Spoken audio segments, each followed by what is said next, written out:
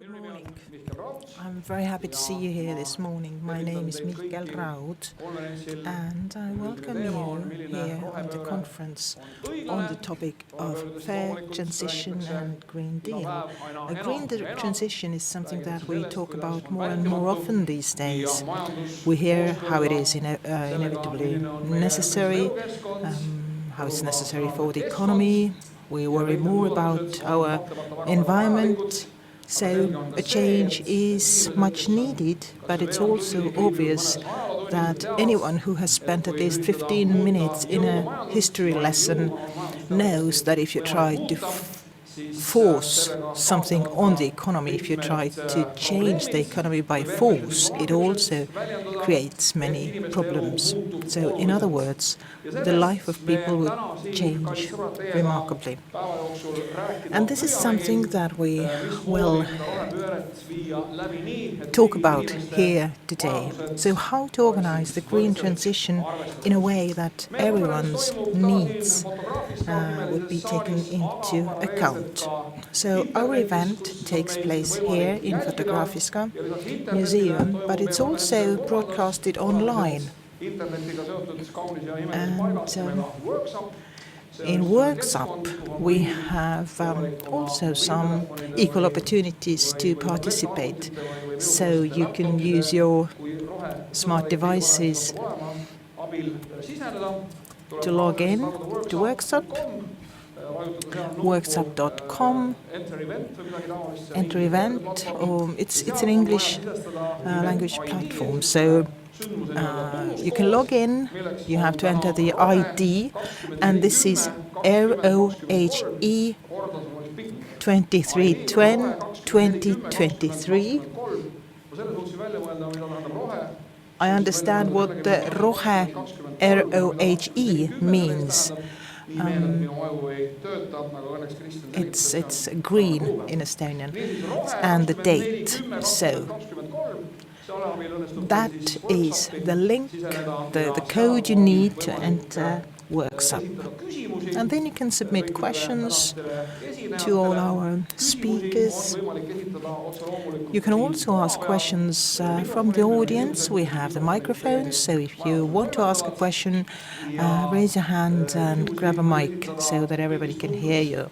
And you can use all known and unknown languages, I presume, because we also have professional interpreters and sign language interpreters here. They will be going from Estonian into English and the other way around. And as for the sign language interpreters, we have also two professionals who can help those who otherwise wouldn't be able to take part to participate. Since we have several modes of interpretation available here today, I kindly ask you to speak clearly, not too fast. I will make the mistake of going too fast and being unclear, I'm sure.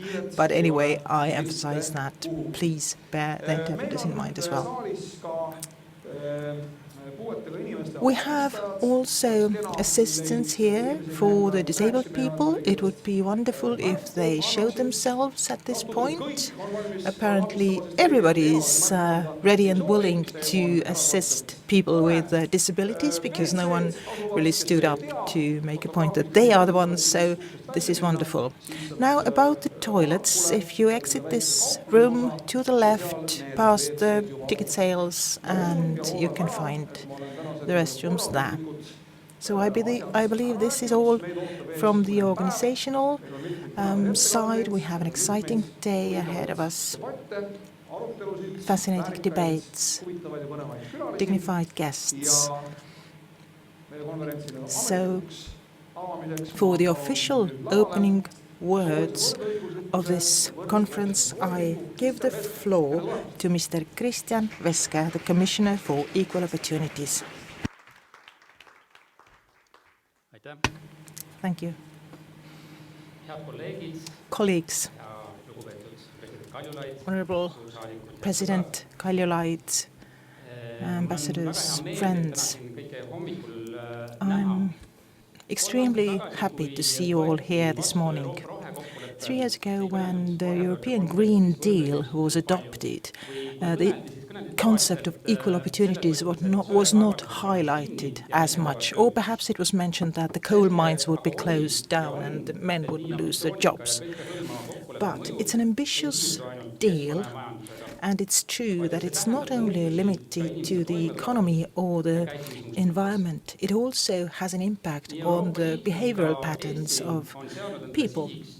European Union as well as Estonia have set an aim to reach climate neutrality in less than 27 years by now.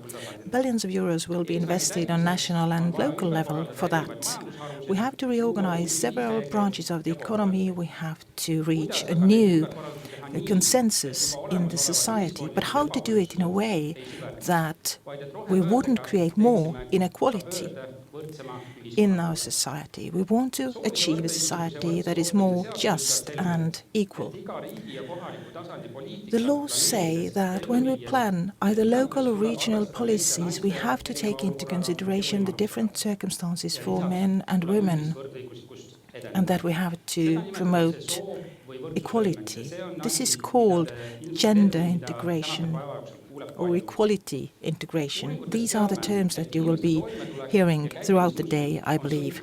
From research, we know that people behave according to their gender, their age, their disability, if it exists, and other circumstances.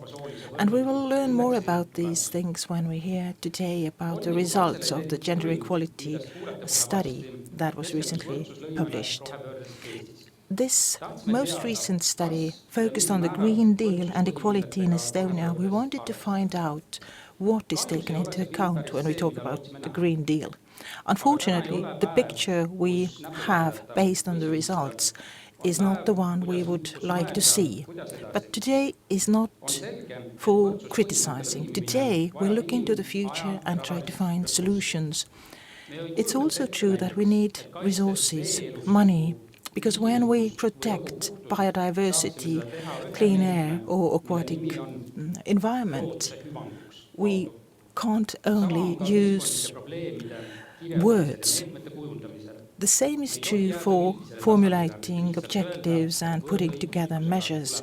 We cannot just say on paper that equality and equal opportunities have to be borne in mind. We need more. We have to include advocacy organizations and civic society. Starting from the idea to the implementation, it's really needed. Including and involving these stakeholders might be time-consuming and resource-consuming, but the results would be worth it. The cost of the Green Deal is estimated at more than €1 trillion. Estonian figures are much smaller, of course, but it's even more important to keep an eye on the fact that every euro is spent well. Honourable guests, it's my honour to welcome you at today's conference. And as a Commissioner for Equal Opportunities, I think it's my job to also make sure that the equality dimension is taken into account in planning different measures and implementing the Green Deal. We have to make sure that everybody understands how the Green Deal influences their everyday life and how we all can contribute. I hope that today's conference inspires you and gives you food for thought about how to implement equality in the Green Deal and in the green transition. My office will also put together recommendations for the Ministry of Climate. I also want to thank the Embassy of Sweden who supported today's conference. So thank you and enjoy the day.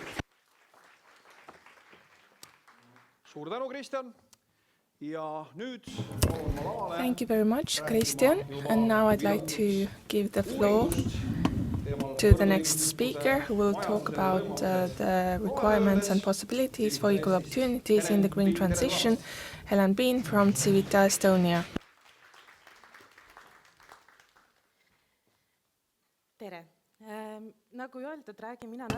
Good morning. As mentioned, I will talk about this study that we carried out in a bit more detail, and today I'll focus on mainly the recommendations based on this study, which the Commissioner mentioned, the recommendations for the Ministry of Climate. Of course, the study itself is quite extensive, and you can read it online. I want to start by explaining the baseline. As the Commissioner mentioned, the baseline was the fact that measures taken for alleviating climate change is not socially neutral. So any measures that are taken affect people differently based on their age, their gender, their level of income, and so on and so forth. That was the baseline of this study. And that is a fact that has been confirmed through several studies across the years. It is important that we don't take the green transition and equal opportunities as two separate topics. But instead, when carrying out the green transition and promoting gender equality, we take them into account in equal amounts. Our long-term goal is to reach a situation where in Estonia, whenever green transition measures are taken, equal opportunities are also considered, meaning that any measures are assessed in the way in which they would affect people in different parts of the society and in different parts of the country. The planners of the green reform must also be supported in integrating equal opportunities in the green transition in terms of what to do and what not to do. In our analysis, we focused on three main areas: fair transition, transport and mobility, and circular economy and waste. But we also looked at the green transition as a whole. We cannot make reasonable recommendations yet in these three sectors separately, but I will get to more accurate recommendations shortly. Our goal was to understand what has been done in Estonia and in what way, what kind of support is needed by those implementing the green transition in terms of including topics of gender equality, what actions and changes are needed. And we used different methods of research, such as literature analysis, document analysis, expert interviews with 19 experts. We had an expert panel as well as a validation seminar with the participation of experts, where we discussed formerly mentioned recommendations and finalized them. Briefly about the most important outcomes. You can read more about it in the published report. Overall, we can say that in Estonia, the integration of equal opportunities in the green reform is not systematic enough, and this is not because people don't want to do it, but that we still do not have enough experience in how to do this. We don't have clear examples and goals of equal opportunities in the context of the green transition. And there is no clear distribution of roles of who should be responsible for what. We have one ministry that's responsible for equal opportunities. Today, this is the Ministry of Economy and Communication. Secondly, the Ministry of Climate, responsible for the green transition. And these two very separate areas must be brought closer together. There is also a lack of clear principles of how to integrate equal opportunities in the green transition. It would be useful if the roles were better distributed and clarified. We also need more clear examples of how to implement equal opportunities in the context of the green reform. We also need more individual counseling. For instance, if I am planning any measure related to the green transition, I might have questions about how to take into account equal opportunities. So in such situations, we need very specific counseling. As mentioned, we also contacted a number of experts, and we gave them quite a difficult task. We asked them to evaluate how everything that's been planned for the fair transition in Estonia, such as activities, resources, initiatives, whether they support reaching equal opportunities goals. And the result is that they do not support these goals enough. There is a lot of potential, but it has not been used in the best way. The activities related to equal opportunities are mostly related to the development of communities and gender equality, but there is not enough consideration of equality of the elderly and the well-being of the elderly, as well as the equal treatment of minority groups. So in the context of the fair transition, there is a lot more potential, and if we paid more attention to it and discuss these topics together, we could reach better results for promoting equal opportunities. We also discussed 7 good practices which bring together equal opportunities and the green transition. We will hear more about gender integration in Vienna, but we cannot go into any of these in detail today. But now about recommendations. We put together 11 recommendations in 4 broad sectors. These are strategic approach, empowering of stakeholders, science-based decision-making based on the needs of the target group, and finally the engagement of population and raising awareness among the population. We cannot just take all these recommendations, read them through and start implementing them. Some of these require changes of regulations, discussions and further analysis. So let me mention a few of these recommendations in more detail. In strategic approach, we have 3 recommendations. Firstly, the one I mentioned, that at the state level, goals of implementing equal opportunities should be set in the context of the green transition. We need to set the goals, set ways of measuring them, and also decide who is coordinating these processes and who is responsible for implementing equal opportunities in the context of the green transition.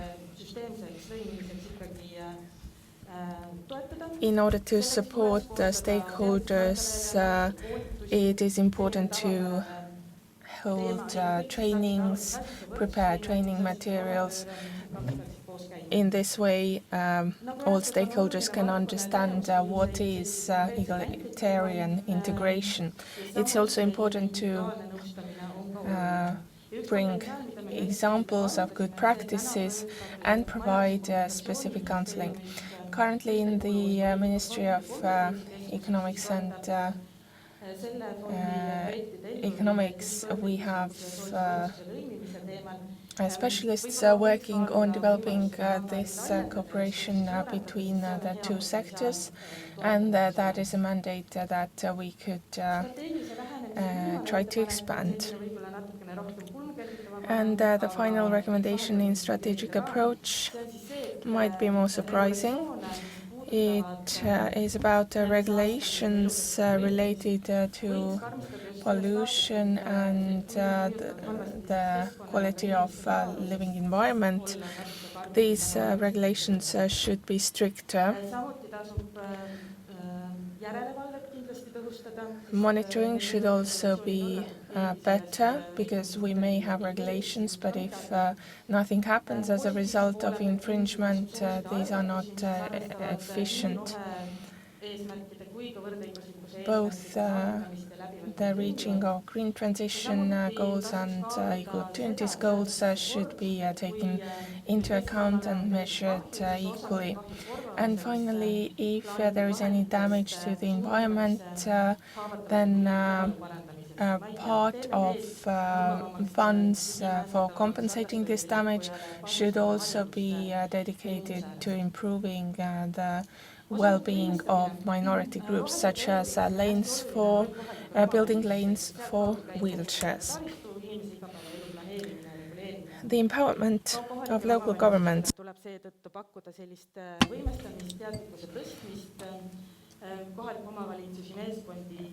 There should be awareness raising among local governments, training of the staff in local governments, as well as training materials about what the green transition is and what equal opportunities are. Representation organizations should be thoroughly engaged in policy making and in initiatives related to the green reform. And they should be trained in the context of overlaps between the green transition and equal opportunities. They should also have access to counseling if needed and be engaged in all parts of policy making. Research-based implementation of data for integrating equality in the green transition. In this context, we need to promote evidence-based information and decide which are the groups that may need further support, whether it is women, people with a disability, or people living in certain regions. We need to collect more data, analyze the data, and also take it into account in taking our measures. The implementation of inclusive policy making. In this respect, we need to engage the target groups, including vulnerable groups who are affected directly by decisions and policies. They need to be engaged in policy making. And when planning the infrastructure, again, target groups need to be engaged, data needs to be collected, and any decisions need to be made based on this data. And the third element of evidence-based decision-making is related to the fair transition topic, first and foremost. If we make decisions about how to support these people who have lost their jobs in the oil shale sector, then we need to promote their training. We need to analyze the profile of these individuals, of their education, and consider how to engage them in a way that supports equal opportunities. There is a lot of gender-based segregation in Estonia, which is a concern. And this also includes the promotion of language learning of people with whose first language is not Estonian. And we also need to increase the technological competency of our population. The next recommendation is the increase of awareness among the population regarding the impact of climate change. We do not talk enough about how to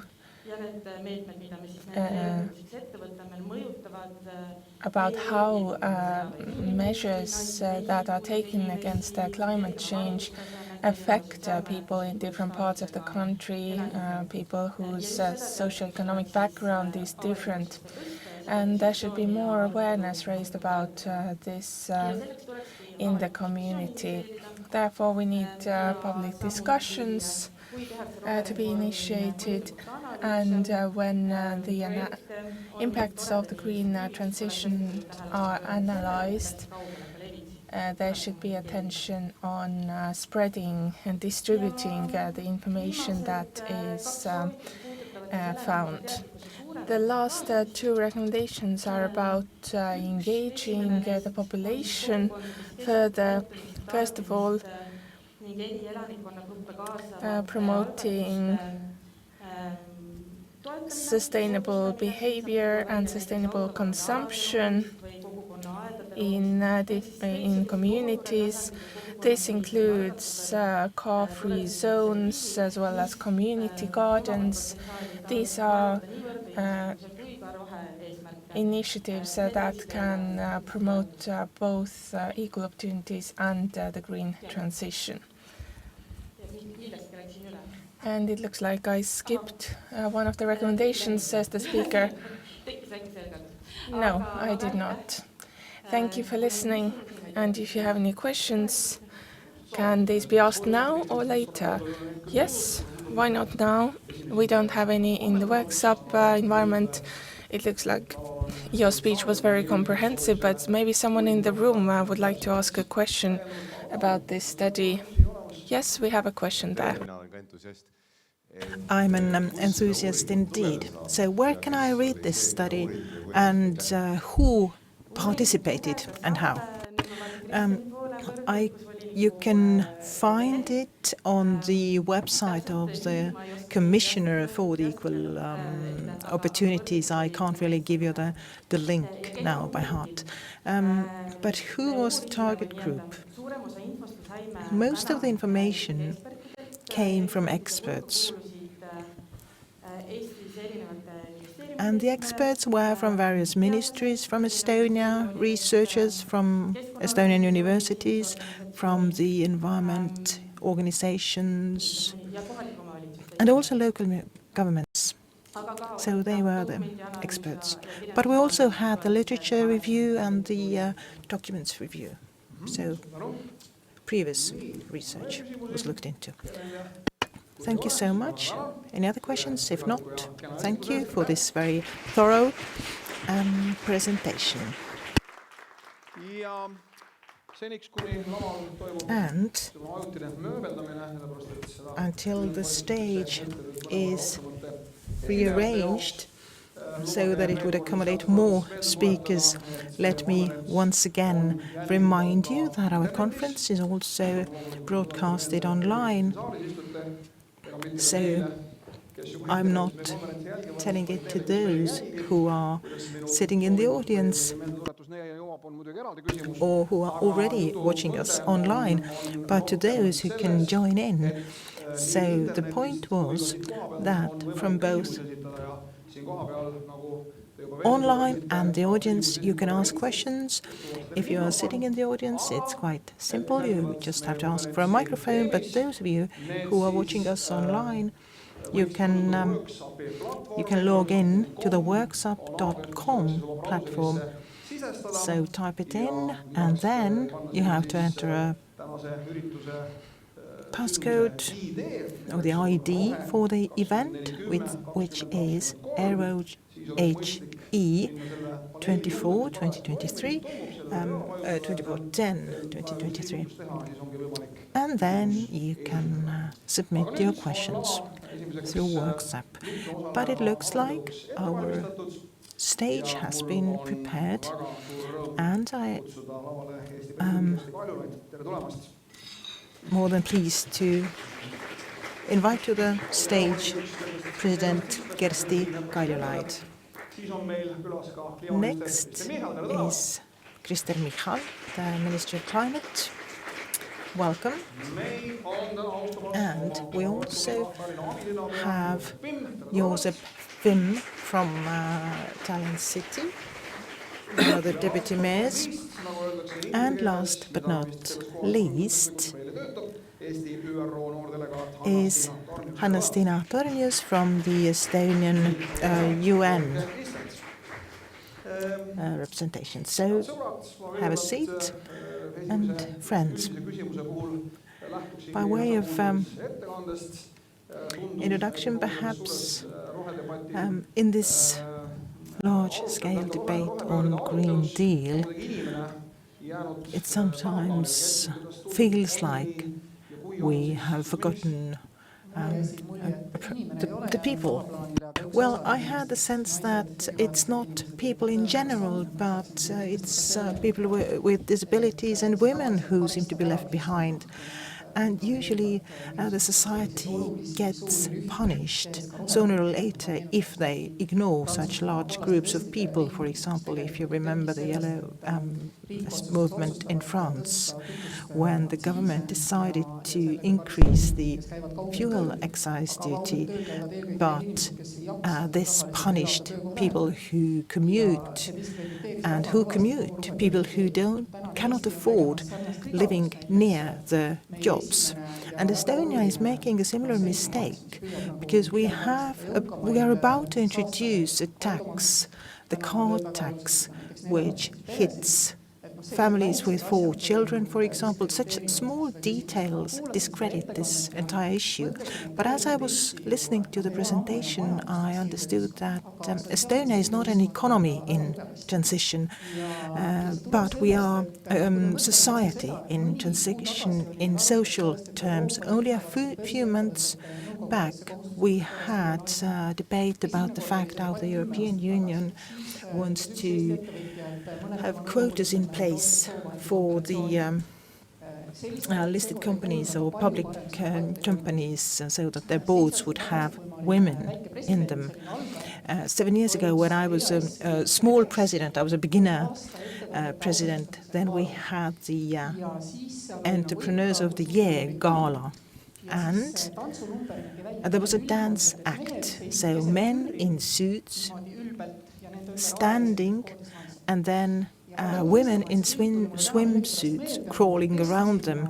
And for some reason, I remembered that image because I raised a protest back then. But the response that I got showed me that we are a society in transition still in social terms. We don't think about all the groups. We don't look at whether they are engaged equally. And we are not there yet.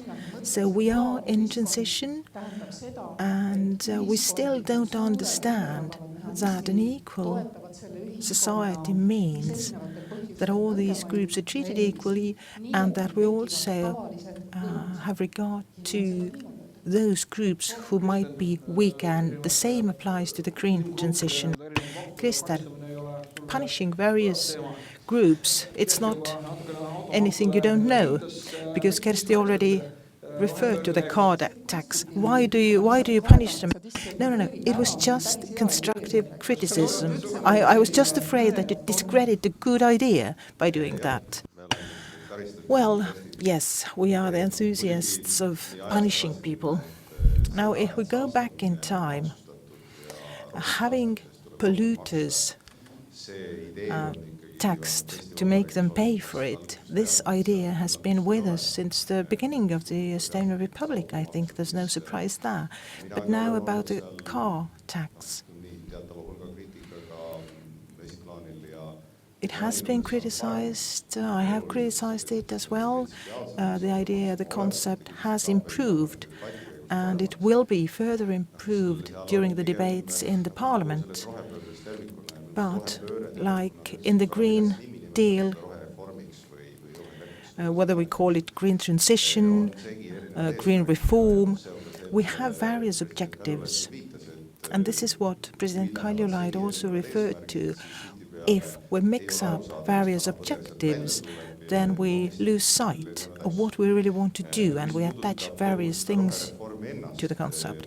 Now, coming to the green transition, I think there are many nuances. I believe the study was very good, and we will look into this, and it perhaps needs further research, anthropological research, and perhaps take the temperature of the society in general. But when we talk about changes and major changes, especially when it comes to technology, let's say heating systems or housing stock renovations or reforming the modes of transport, oftentimes we can see that it impacts everybody who is not this high earner. But those who are early adopters perhaps have a smoother landing. But also when we make changes, we have to keep in mind those who do not live in the best regions. Perhaps we can agree to the understanding that speed limits in towns should be lower, that there should be more greenery in towns. So, in my view, when we implement the green transition in Estonia, we shouldn't contradict various groups. We shouldn't scare one against the other. But some journalists unfortunately do that. So if you start with this conflicting approach, it doesn't give you the desired results. What is important is to engage as many people and groups as possible. Josip, you are a social democrat. And there, one of the main reasons to exist is to provide equal opportunities for people. What do you think in the context, in the debate of the green transition? Do these people have equal opportunities, or as President Kaljulaid said, that some are left behind? What do you think? Well, I can't say that we have given enough attention to various groups. And thanks to those who keep highlighting it, we perhaps adopt a more equal treatment. But what the problem in Estonia seems to be is that we have questions, we have concerns, we have issues, and then we'll listen to the answers from those who are the loudest, who come to you to give the answer. But actually what we need is a way to reach all the groups whose opinion matters, because everybody's opinion matters.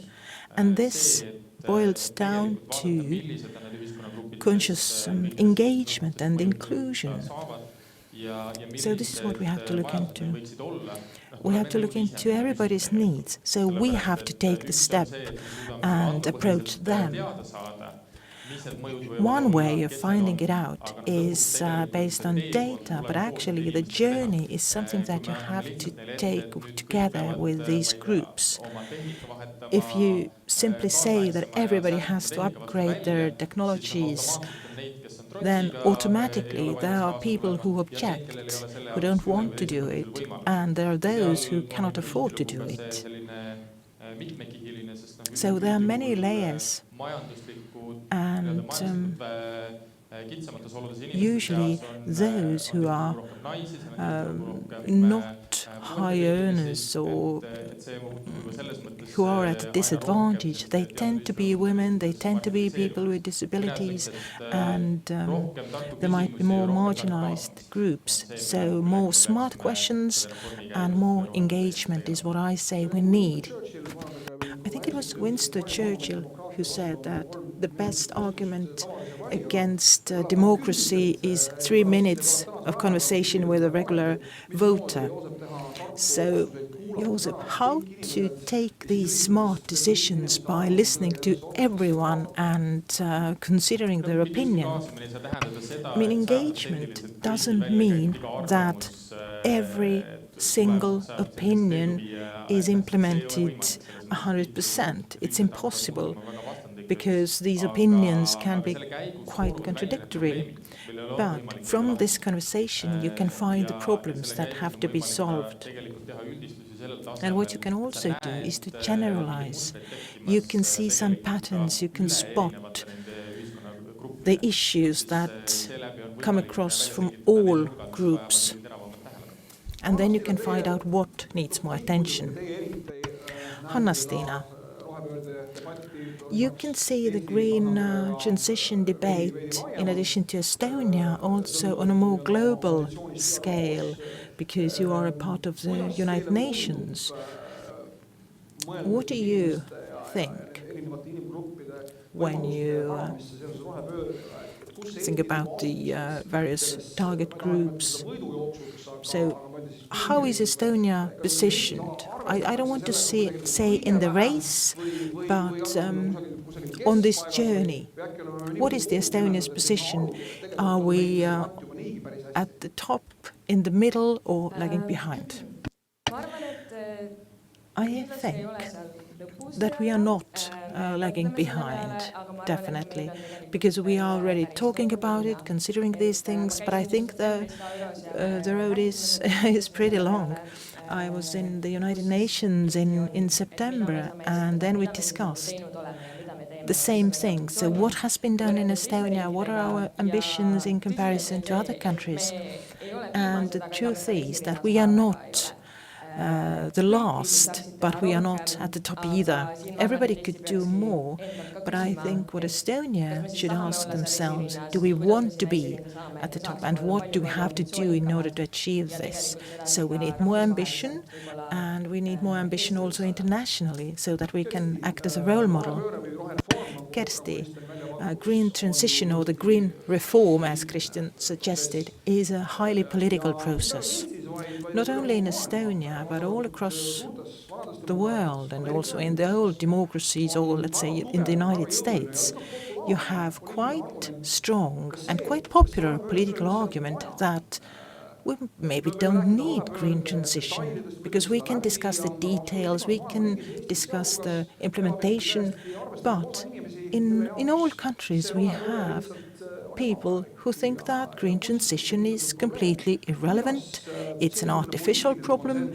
So what about the political consensus? How to create this in a situation where we can see more and more polarization? In Estonia, it's quite simple. If you want to do trade with Germany, with Finland, Sweden, Denmark, other countries, then you just have to go ahead and do it, the green transition. Why? Because Europe wants to be independent in terms of energy. So we don't have oil, and the only way Europe can be independent in terms of energy supply is green energy. And everybody who thinks that Estonia doesn't need green transition also must think that Estonia belongs to the Russian sphere of influence. Today, if politicians come together and say that, you know, the climate is not warming, let's stop it, then the major corporations in the world, well, they've understood that the first ones to achieve green transition will win, and those who lag behind will lose. So the question belongs to the beginning of the century, I'm sorry to say that. And I also invest in green startups. Just a disclaimer. But the question for us is something that Christian said. He said that inequality is inevitable, but it really, I hate this idea, and I also agree that we have to engage. But what do we have to do? We have, I think, 14,000 apartment blocks that are old, that need renovation, and we don't have to ask. People who live there, they don't belong to the wealthiest.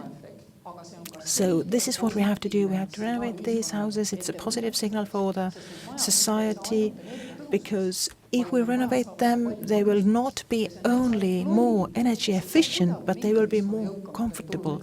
So green transition is something where we have to focus not on the wealthiest, but quite the opposite. So I think what we have missed, where we have failed, is that we haven't really presented the Green Deal as something that the people with low income could benefit from.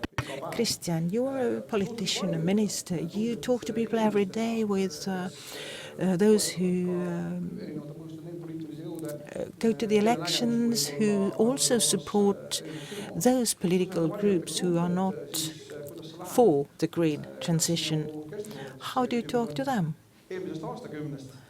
Like Kersti said, this question belongs to the beginning of the century, or how do you talk to them?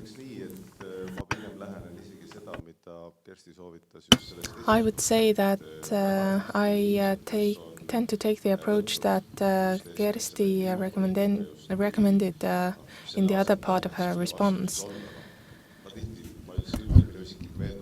I am personally convinced that if people are annoyed, then there is another reason for why they are annoyed. When you talk to someone and they're annoyed, it's because something bad has happened in their day. You can't solve this problem, but you can speak in arguments.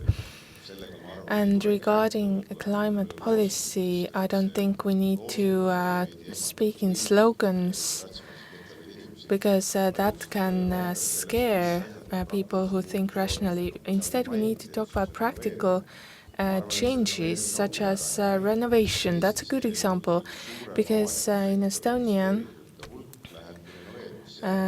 high amount of investment goes to renovation. Next year it will be 2.5 billion euros. That's a lot of money to energy saving renovations. The funding that goes to Narva region in the northeast of Estonia has a smaller amount of own funding requirement, because these people there have lower incomes. And it's important to invest in it, because otherwise, if renovation is carried out poorly, we do not have good outcomes, and there is so-called renovation, but it doesn't provide any energy saving. What we want to do is reach a situation where all quarters and neighborhoods are renovated, not individual buildings. Regarding public transport, we will have more trains introduced from 2025 onwards, and there will be more investment into public transport. Regarding renewable energy, again, we are talking about a practical question. If we ask a voter if they prefer more expensive or cheaper energy, but they will probably say cheaper, but cheaper energy comes from fossil fuels these days. So whatever language people speak, whatever slogans they read, practically people tend to think in the same way. I think that the support for what is new and what you can practically benefit from in Estonia is quite high. And if we talk about people who are negative regarding climate policy, they often say something like they don't want anything about climate policy, they just want to have trees and parks in the city, but that's also part of climate policy. Kersti, did you want to add something?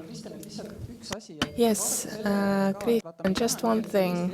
Today, if an Estonian company doesn't want to get support from ESA, then they will have to buy.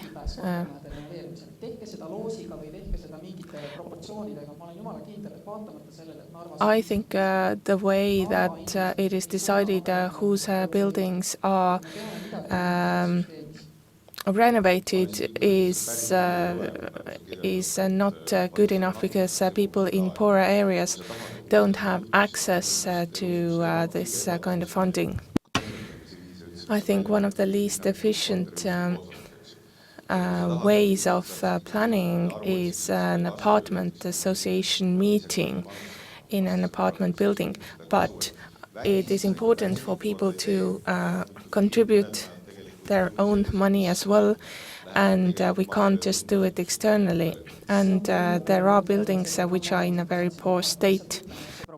Indeed, but the problem is serious, because in the city of Narva, there has been an understanding in the past that the Northeast does not get any funding from the state, and there is some truth in this understanding.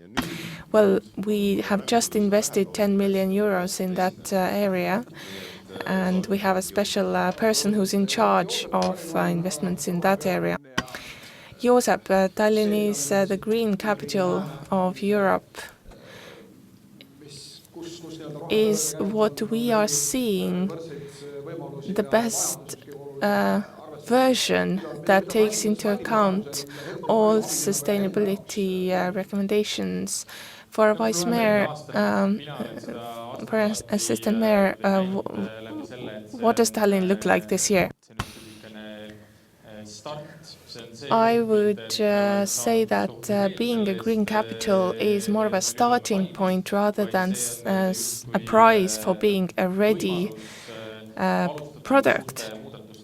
It is a starting point for bigger changes, and we have started some major changes this year. Whether everything's been done correctly, I cannot say. We cannot expect not to make any mistakes. But some things I would like to highlight are the following, and I hope they will continue in the coming years as well. First of all, the Green Capital Community Group. Indeed, we sent out 30,000 invites to people from different parts of the society, and we used this sample for choosing these people, and they are talking about the specific issues. Another element is community gardens and community centers, places where you can go together with local people, where you can engage them. And it's not only about asking them questions, but it's also where we can explain to them what we are doing, why we are doing these things, why we have set the goals that we have, and how we want to engage them in the process. A very good thing that is appearing in the urban space is the democratization of the urban space. A good example is the Town Hall Square Park from last summer. I hope this will become a permanent tradition. And approach to the seaside. There must be approach to the seaside. It must be available for everyone, and it must not be at the same time so expensive that people cannot afford to sit in the cafes located by the seaside. We need to take into account all citizens, all people of Tallinn, and not only those living in the central areas. Regarding renovations, we just started renovating an entire quarter with the Soft Academy. And there the idea is not only to renovate the buildings in that quarter, but also the outdoor areas, so that these would be attractive green areas for people to spend time together and promote our city's green goal. Anna-Stiina, talking about green reform, if we want to find a cliche, it would be that we are building a society where our young people will live in the future. And perhaps it means that you need to think about the time when you are 60 years old. Do you perceive this situation as that? And if so, how much do you think young people are taken into account when planning green transition activities? I think I speak on behalf of a lot of young people if I say that I'm very concerned. And it is true that the policies made today are the ones that we need to live with in the future. This is why a lot of young people take to the streets, why they are so loud about environmental topics, because it seems that we are quite often the only ones that understand what's about to happen. Since it's our future, we are indeed very concerned. Regarding the engagement of young people, I think it's important to engage them in the discussions. But one issue is that since young people are so loud, we are the ones that are expected to provide solutions, but we don't always have the education, the experience to come up with solutions that people much smarter and more experienced than us haven't come up with. So sometimes it's being put on the shoulders of young people, and it is said that it is our problem, that we need to solve it. But actually, it is large corporations that need to reduce their pollution levels. So we often feel that we are given a lot of personal responsibility. What are we doing to save the nature, the environment? But actually, there are much bigger polluters than young people. Kersti, what to do to make those middle-aged men who are in charge of large companies to think about the future of those young people like Anna-Stiina? Well, if there is any, I would say that there is already some movement in the large corporations, but I also want to say that European politicians have got younger over time. Estonia has had young politicians for a long time, but now it is not surprising anymore to have someone who's in politics who's in their 30s. And one of the reasons is because a lot of the older generation politicians have said that they cannot argue about these topics because they do not understand them, they do not believe in them, and topics related to the environment, to equal opportunities, are closer to younger people. Politicians are chosen by the people, and at the same time, being a politician is not only about entertaining or making electors or voters happy. In the Nordic countries, those that win elections do so with climate promises. In Estonia, this is not the case yet, and we still need to reach broader areas of the society. There is a lot of regional inequality in Tallinn, even. I'm very glad that there are community parks in different parts of the city, and I'm glad that these are also now being built in these more traditional areas, such as areas of blocks of flats like Mustamäe. But there are some issues which are very neighborhood-based.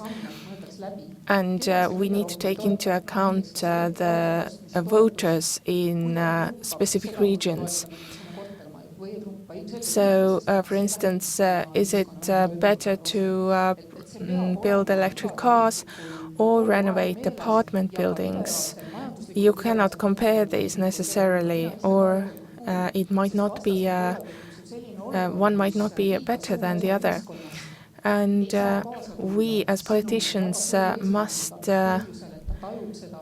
bear in mind that some of the citizens perceive that there is too much inequality. Kristen, you are a liberal politician, and in your ministry, the Climate Act is being developed. How many of the topics mentioned by Kersti and others are taken into account when preparing this legislation? We are at an early stage. The Climate Ministry reached 100 days on the 9th of October, although it feels like we've been there for a long time. And some say that in the media that we've been stopping people's lives for more than a year already. But indeed, you are necessary. We do try to take into account different needs, and we have a climate committee which has different stakeholders from universities, from businesses, all represented, but this is not enough.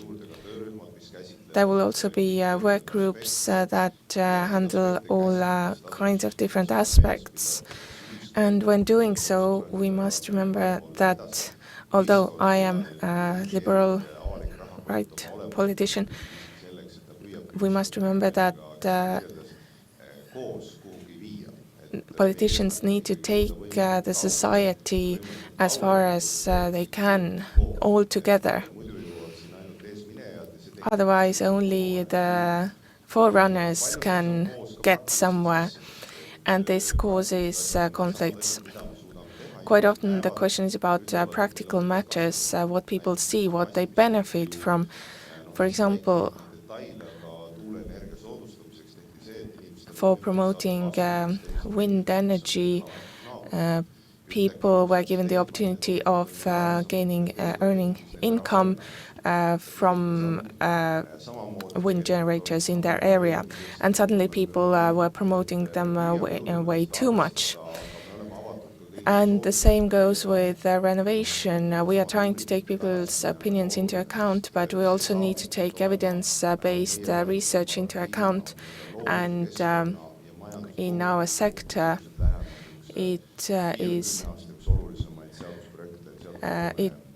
this act will be one of the most important ones in the coming 5 years. I'm also glad to report that at Workshop we also have a lively debate. And let's pick some of the comments or questions. So, to Hanna-Stina, could young generation sue the government if the government continues polluting the way we've done so far? How intriguing. I can only say what I personally think. I cannot speak on behalf of the younger generation. I think court cases might make a point, but they have to be very carefully considered what the actual impact would be, because sometimes it might feel like you fight for the right thing, but what you achieve is not what you really wanted.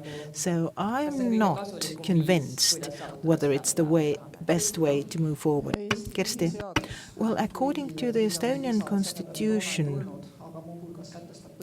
also says that generations have to be equal.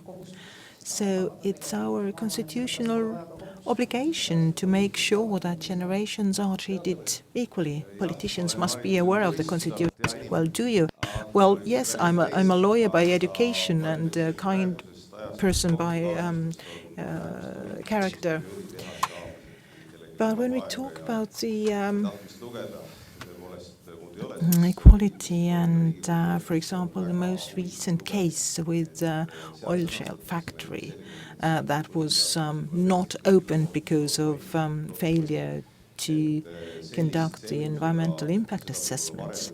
There was a court ruling about that, and it makes an interesting reading. It also says that what we need is a very clear sectoral plan about how the future climate objectives should be dealt with. What it tells, in other words, that Estonia needs a climate act so that we can tackle all the tasks at hand, what it means economically, what it means legally speaking. So if young people had sued, actually the young generation already sued the government through this oil factory case. Another question. Peep has submitted it, and I hope you all can answer. So the question is, in green transition, the energy efficiency of buildings is very important, also generation of power. So how is your home heated, and do you also produce energy? If you haven't started using green energy yet, when will you do it? So, answers please. So, I believe in an apartment, so we have an apartment association there, and this association takes all the smart decisions. And one of the battles, well, debates there, we have the ramps. The ramps were heated during winter when the energy cost was really high.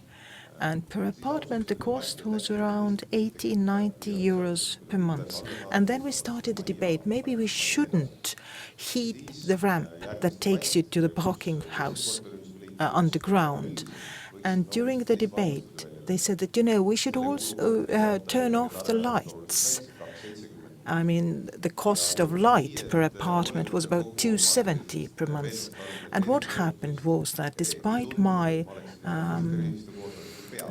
good arguments, I didn't come out as a winner, but it was good that we also have the business part of the building. They decided that indeed we turn off the heating under the ramps. We will install solar panels. We used to have gas to heat the house, but now we are switching to the district heating, so we are taking large steps. Okay, Kersti, how about you? I'm pretty glad I sold the apartment I had in the same building as Kristen.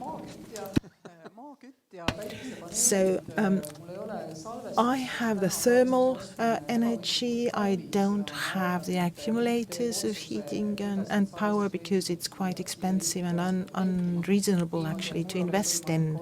So I hope that the government will take smart decisions so that in the future I can be a part of digital power plant, so that the energy that I generate can be given to the grid. And this has been, I've used this system for 8 years, so I'm climate neutral, I can say. But I'm not budgetary neutral.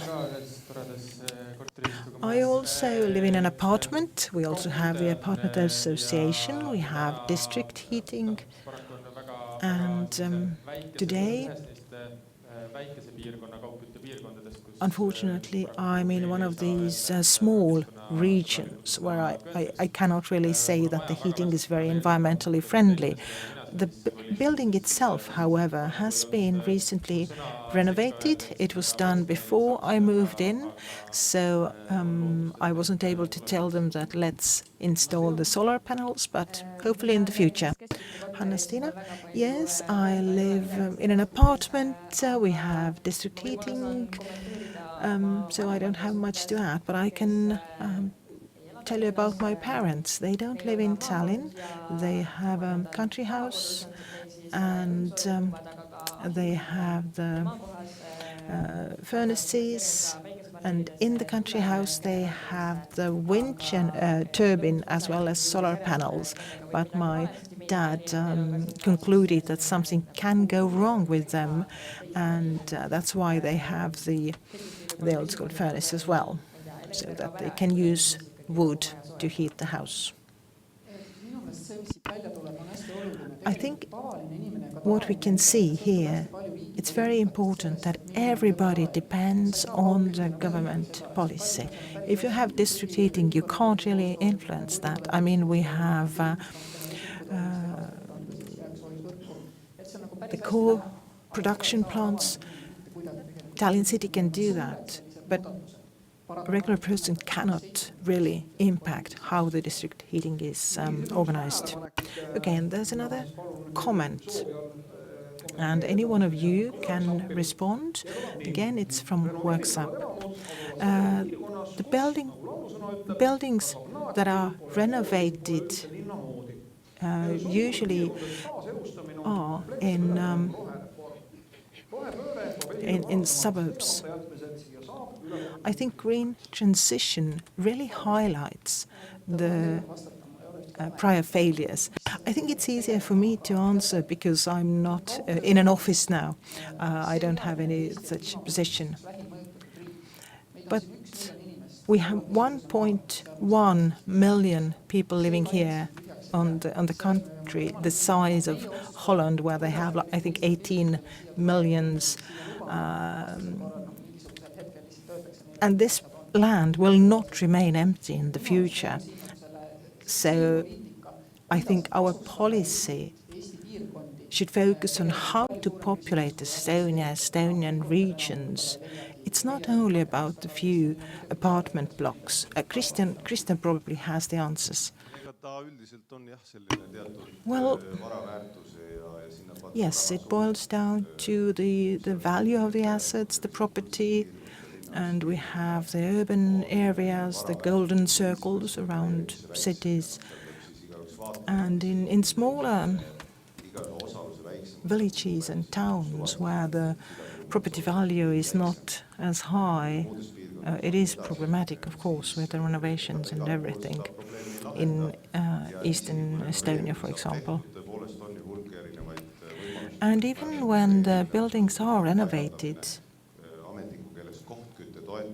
if you have used the support for building, I don't know, furnaces, for example, we had this measure opened, and the state's IT system just froze when the application round was open.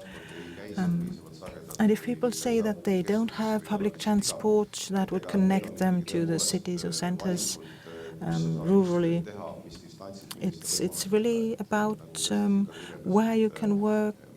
Can you do remote work from these regions? And as Kersti said, What we have to do is to move out from these large regional centers. We have to create conditions for people to being able to live and work there. But one of the arguments, rock-solid arguments, will always be the value of the property.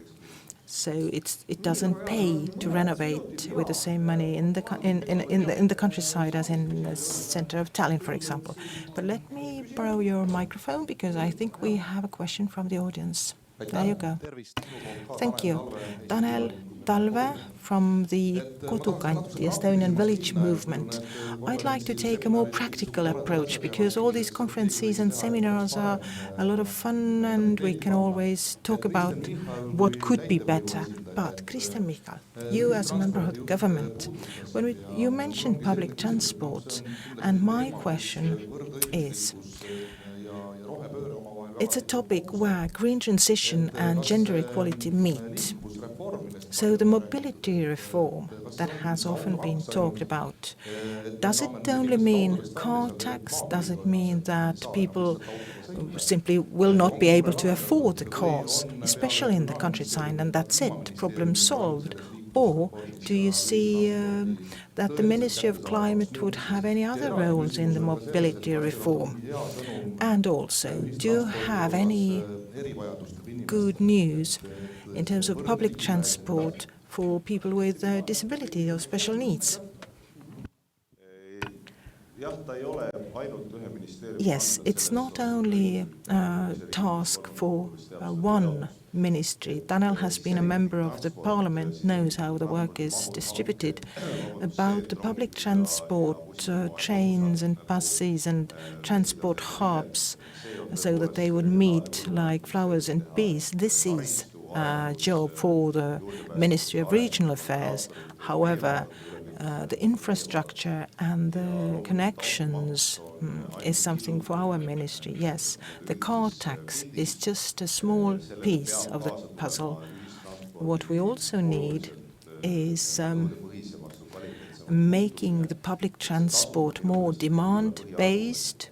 So transport is not the main argument here. If you look at the trains, for example, when we had the new trains on Estonia railways, then we saw an increase of the use of rail transport, passengers as well.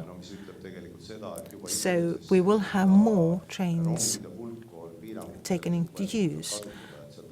So the number of trains also means that the more trains you have, the more people use it. When we talk about Rail Baltic, then I think, yes, more than 200 million euros will be spent. And it is important to connect Estonia to the Central Europe. Now, accessibility, of course, it's an issue for us, but also for the Ministry of Regional Affairs and Agriculture, so we do our best. And car tax is really just a small fragment. The Minister of Regional Affairs also wants to change the way that the funds are used in Estonia to make it more accessible. But I think regional development will not see any changes before the tax income of local municipalities follows the same logic as the central government.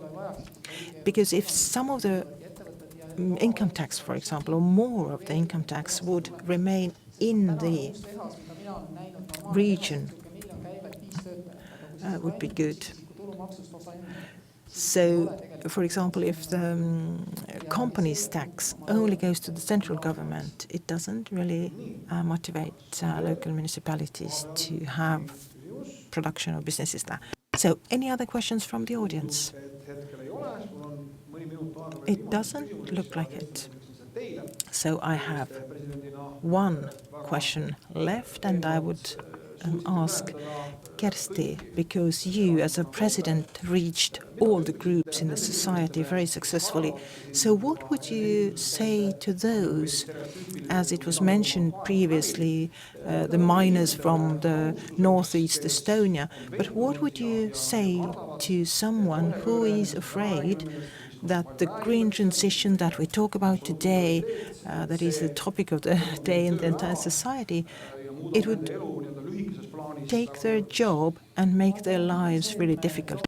Well, the alternative is that we continue with the same economic model, but it's already clear that we are losing.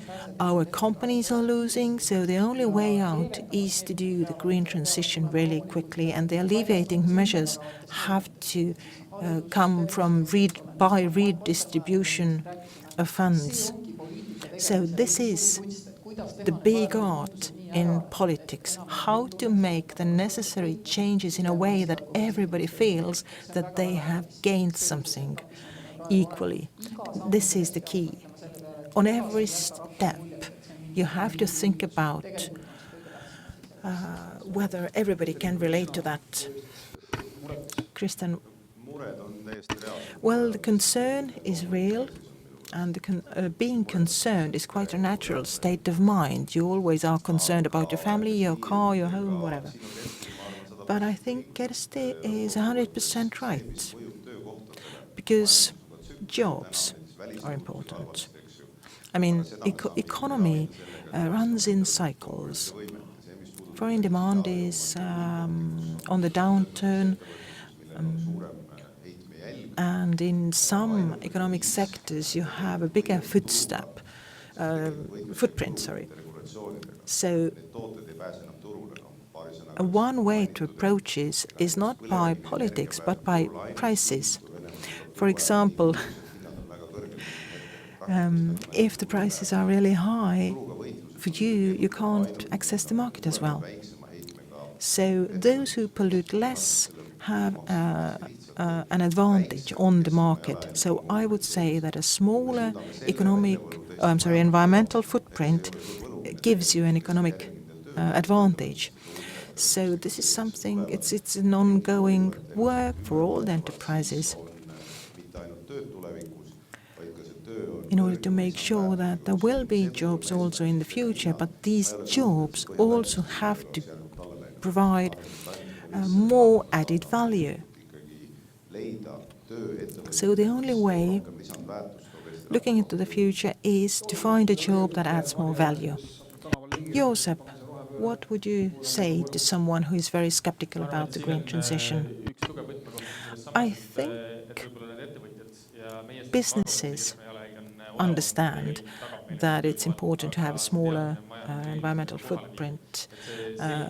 Perhaps we understand as politicians, but we have to be able to deliver this message to the voters as well, to everybody, so that our decisions wouldn't come as a surprise for people.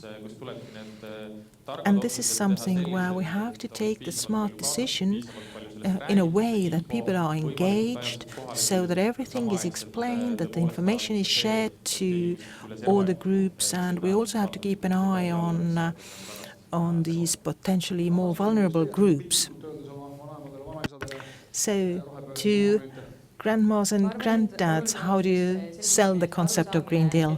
I think it's important to explain. We cannot really ask, is it for real? Do we have to do it? I mean, it's the only way. There's no choice. The only question is how we do it, how quickly we can do it, so that there would be less setbacks.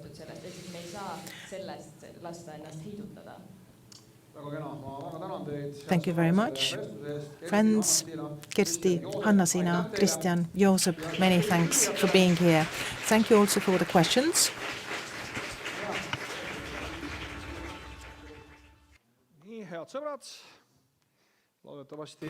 Dear friends, I hope you enjoyed the coffee break and had some snacks, but not too many, because in an hour we are going to have a lunch break. But I do hope and believe that everyone is still awake. Some practical reminders. First, you can participate in today's conference both in Fotografiska Hall today as well as online. And you can also ask questions online using the worksup.com platform. There you need to enter the event ID, which is ROHE 241102023, so ending with the date of today. There you have to click on the relevant panel and then you can post your questions. And I would like to invite everyone to ask questions. To participate in the conversation when you're in the room, you just need to raise your hand and we will give you a microphone to ask your question. Now that the coffee break is over, we are going to continue with the discussion about green transition as the starting point. And we will start by listening to Scandinavian examples. First, I would like to give the floor to the Icelandic Gender Equality Arctic representative, Hjalti Omar Augustsson. The floor is yours. Thank you very much. I brought my notes on paper as well because I don't trust things that I don't have control over, but it should all be okay. Thank you all for inviting me here. First, I'd like to say I'm very pleased with the discussions that have been going on. Sounds like even if you're in the beginning, early stages, that you pretty much have figured out what processes you need to go through to be inclusive and engage, which is pretty much what I'll be talking about here. The agenda, the 2030 Agenda for Sustainable Development Goals affirms that gender equality is not only a fundamental human right, but a necessary foundation for peaceful, prosperous, and sustainable world. And realizing gender equality and the empowerment of women and girls will make a crucial contribution to the progress across all the goals. In this presentation, I will highlight the importance of recognition and appreciation of diversity and balanced participation in leadership and decision-making.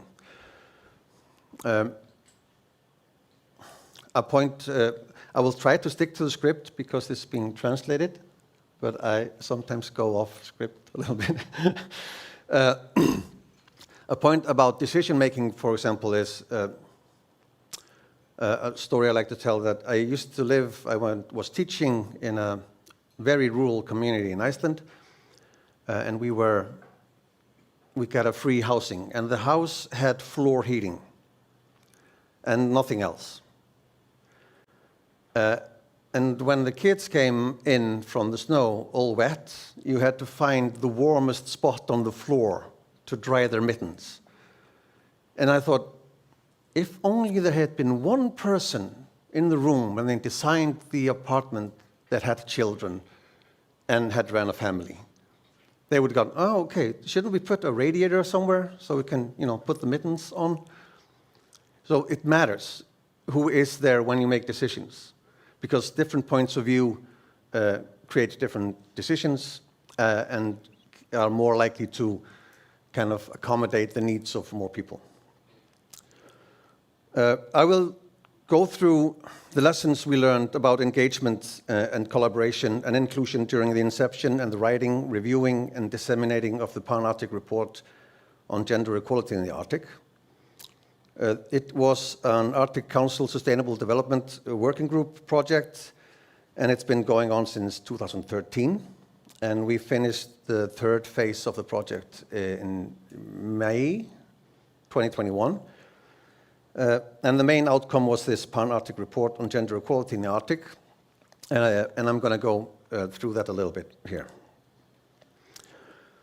Now, the purpose and objective of the project has always been to raise visibility and understanding of the importance of gender issues in the Arctic and to identify priorities and concrete strategies for increased diversity and gender balance in policy and decision-making processes, and to provide information to facilitate sustainable policy making for the future. In 2013, the partners in the circumpolar region joined hands to organize an international conference. It was called Gender Equality in the Arctic, Current Realities, Future Challenges. This took place in Akureyri in 2014, and I was there actually, although I was not part of the program yet.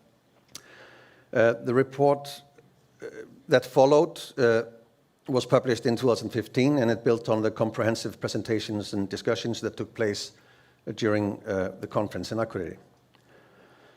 Now, the main objective of the conference was to promote an extensive policy-relevant dialogue on gender equality, putting current realities and future challenges into context in light of climate and environmental changes, as well as economic and social developments in the region. Another goal was to raise decision-makers' awareness of the situation of women and men in the Arctic, and to strengthen cooperation among different people working with gender issues.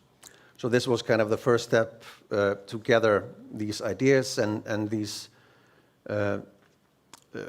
people, academics, politicians, activists, NGOs together. Now, phase 2 built on the success of the conference and the report. They were both well received. The main objectives and outcomes were continued and expanded dialogue on gender equality in the Arctic, the formalization of a network of groups and experts that came together in phase 1, and a website to host the project, and organizing and participating in workshops and conferences relevant to gender equality in the Arctic. That was phase 2, where we kind of solidified the network that had been formed and the partnerships and relationships that we formed through the conference in 2014. Now, the Gender Equality in the Arctic program, the project, has been led by the Icelandic Arctic Cooperation Network since 2013. And the report in phase 3 was published with the Icelandic Arctic Cooperation Network, the Icelandic Directorate of Equality, and the Stephenson Arctic Institute, and was sponsored by Nordic Council of Ministers, the Icelandic Gender Equality Fund, lots and lots of people who sponsored it and funded. In addition to various contributions from our partners, you can see the partners there, there's a lot of them. We were the editors, me and Embla Oddsdóttir, a very wise woman that you should meet someday. She's brilliant. She is the director of the Icelandic Arctic Cooperation Network that's been running this since 2013. And I was there as a project manager for the Gender Equality in the Arctic program. I'm still working on the project, although now I am a special advisor at the Directorate of Equality in Iceland. But the Directorate has always been a part of the project, so I'm working on the project from that side now. Now, we continue to build on the strength and strengthen the existing networks, expanding the website and compiling material and publishing a newsletter. But the main output was the report, the Pan-Arctic Report on Gender Equality in the Arctic, that we wrote from 2019 to 2021. So that's the introduction to the report. I'd like to touch a little bit upon human security, because that's kind of the approach.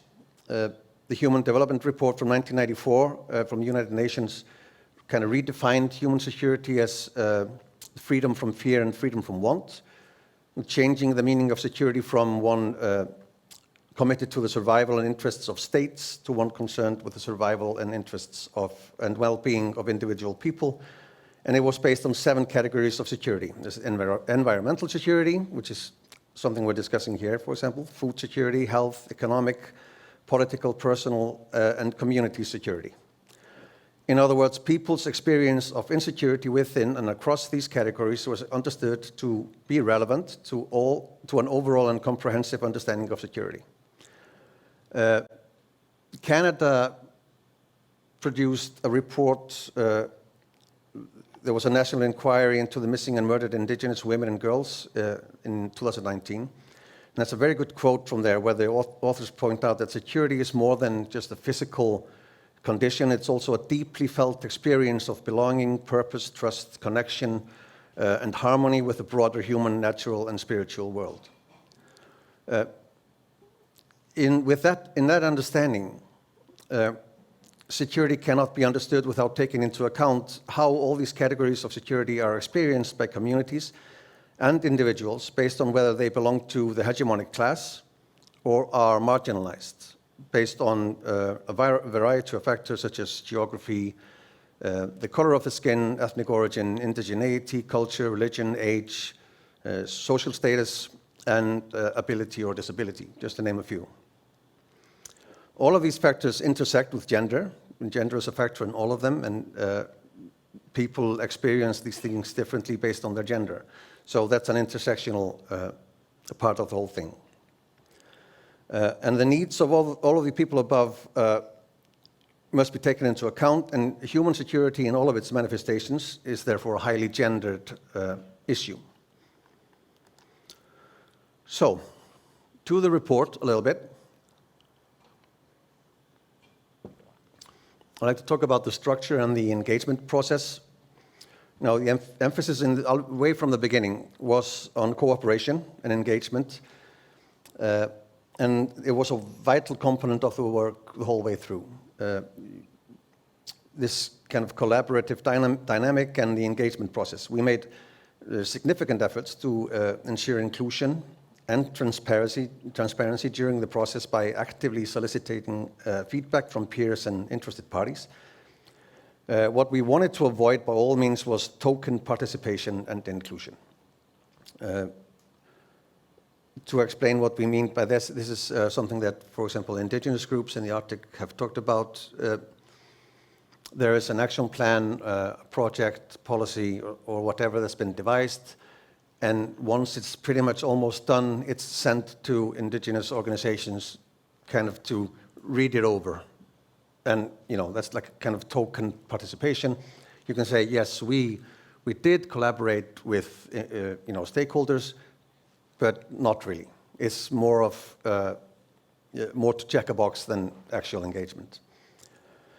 On the left, you can see the parties who contributed to the creation of the report. There were project partners and indigenous experts. Editorial committee was 16 people. Was instrumental in identifying lead authors for the chapters. We were the two editors. There was a youth advisory group of 7 people from around the Arctic. We had, for example, the Sami Council and the Arctic Youth Network.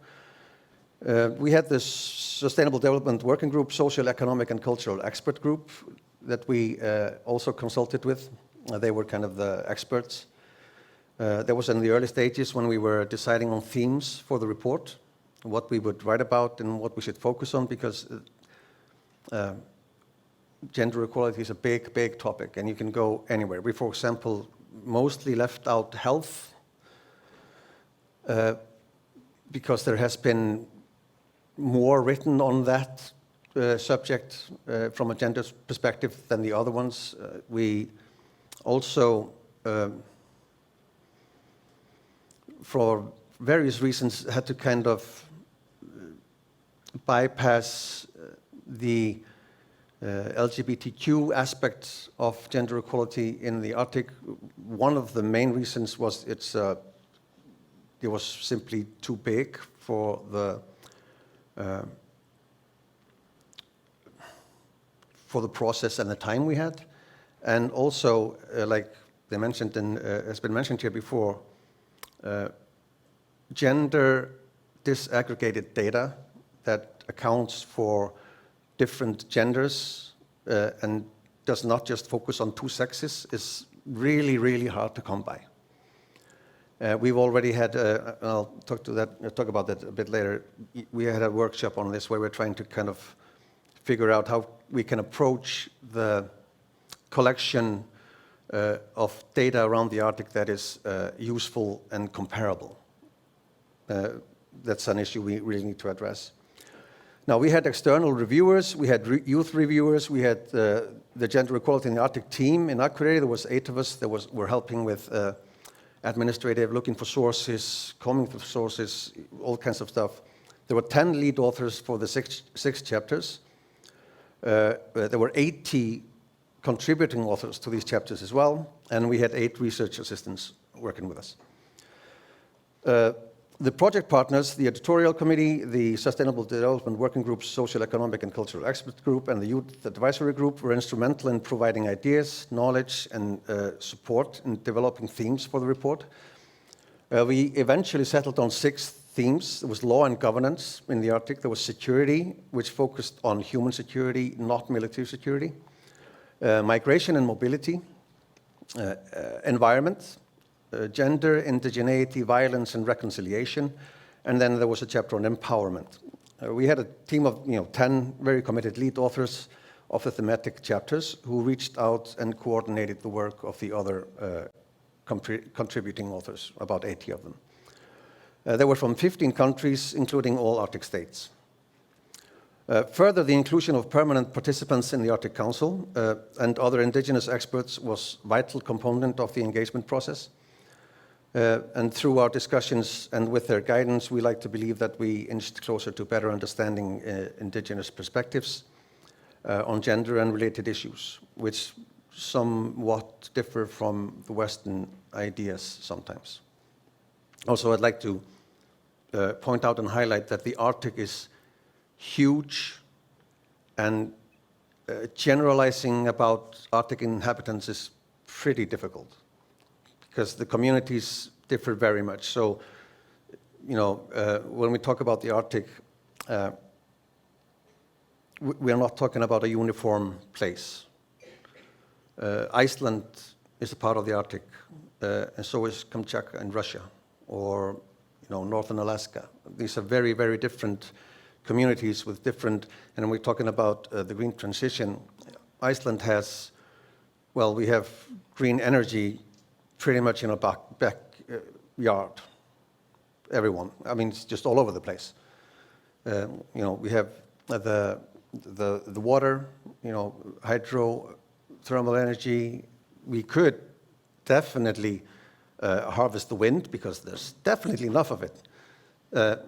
But then, so the green transition is, we should be able to do that.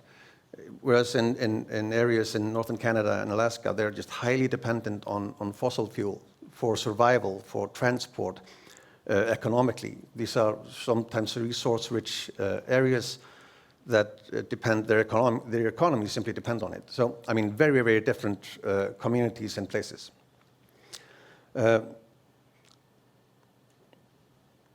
So there were significant contributions also made by indigenous experts to the report itself, both directly and through being project partners, in devising how we approach this. They were on the editorial committee and the youth advisory board, and this includes contributions from the Sami Council, the Aleut International Association, the Arctic Athabascan Council, as well as the Paktutit Inuit Women of Canada. As part of the engagement process, during the final stages of writing the report in the fall of 2020, we held 6 online thematic feedback sessions, 1 for each of the 6 chapters of the report. Now, the feedback sessions were open to the public, and they were recorded, transcribed, and then integrated into the chapters, along with internal reviews by partners, the editorial committee, the youth advisory group, and the Sustainable Development Working Group. And then we had external reviewers for each of the chapters. So it was a lot of work put in engagement, review, getting and actually listening and incorporating the points of view that came through the feedback, for example. And what is not mentioned in any of these slides is that if you notice the timing, we kind of began the work late 2019. And whoop-de-doo, February 2020, and we had COVID. And I went through like 2 or 3 years working with people who never met them except online.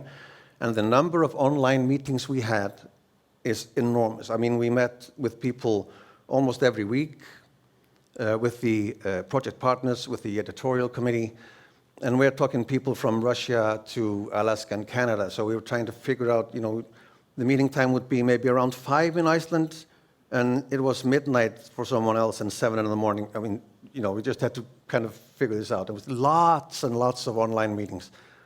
I would be quite okay if I never had another one. But it worked. I mean, it was engagement. It was continuous conversation that kind of drove us onwards and forwards. So it was a positive experience, although a bit tiresome at times.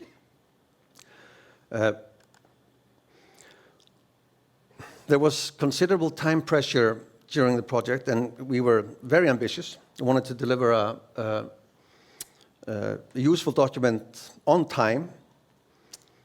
And during the process, we learned many lessons, but 3 of those deserve special attention. A problematic thing in research and funding and politics is that we devised this project as a 3-year project. But because Iceland had chairmanship of the Arctic Council at that time, from 2019 to 2021, and this project was supported by the Ministry of Foreign Affairs Iceland and the Arctic Council. The project time was shortened so that we could hand off the report at the same time as Iceland handed off the chairmanship of the Arctic Council. So that was 2021. We meant to do this until late 2022. So really a year of the time that we had allocated for the actual work was taken out. So we had to rush things very much, and it was a challenge, but we actually made it with actually some personal psychological cost to most of us. It was really stressful and pressured time. But one of the lessons that we learned was that stakeholders and affected parties, communities, must be part of the process from conception to the final product. Indigenous and youth perspectives are to some extent reflected in the chapters, but we do recognize that we have to do better in the future if we are to meaningfully include Indigenous perspectives and move even further away from token engagement. This was one of the most important lessons we learned, that engagement, collaboration, and inclusion is so important during all stages of the decision making. Whether it's the research projects, gathering data, setting policies, creating action plans, legislating, etc. In that regard, it's important to remember that true empowerment comes not only from being invited to discuss matters that are on the agenda, but rather to have a seat at the table when the agenda is set. What are the issues that people and communities concerned feel are the most pressing to address? I've been here way too long. Okay. Lesson 2 and 3 kind of combined that you need to build into the proposals time and funding that kind of to compensate for participation. Both the consultation and engagement processes, suffered from rushed timelines. In the report, we suggest that Indigenous and youth perspectives be an integral part from conception to final product, and that resource and funding are built into project proposals. Honest and effective engagement takes time and resources. A truly meaningful consultation and engagement process, which ideally should be continuous throughout, not just at the beginning and the end or somewhere in between. It requires time and extensive dialogue. It is crucial to make sure there is sufficient time allotted to this. And drawing from diverse knowledge systems and weaving together multiple perspectives requires a level of respect as well, and commitment that should not be underestimated or rushed. And also those who are most marginalized, whose points of view may be the most relevant, are often not in a position to volunteer their time and resources to projects without compensation, and in fact they may be the hardest groups to reach. Projects and proposals should therefore include resources and funding that account for compensation for meaningful engagement and contribution. So I'm almost finished. To sum up, we're still working and phase 4 has started. It builds on phase 3 in the report. And respecting the lessons that we learned in phase 3, phase 4 was designed and conceived in close collaboration with our indigenous and non-indigenous partners, ensuring ownership of the project residing with the partners and increasing engagement of participants. To sum up, continuous engagement with relevant stakeholders, communities and peoples in all phases of decision-making, from setting the agenda and research through to final decisions and evaluations. Be respectful of different cultures and ways of knowing. Listen.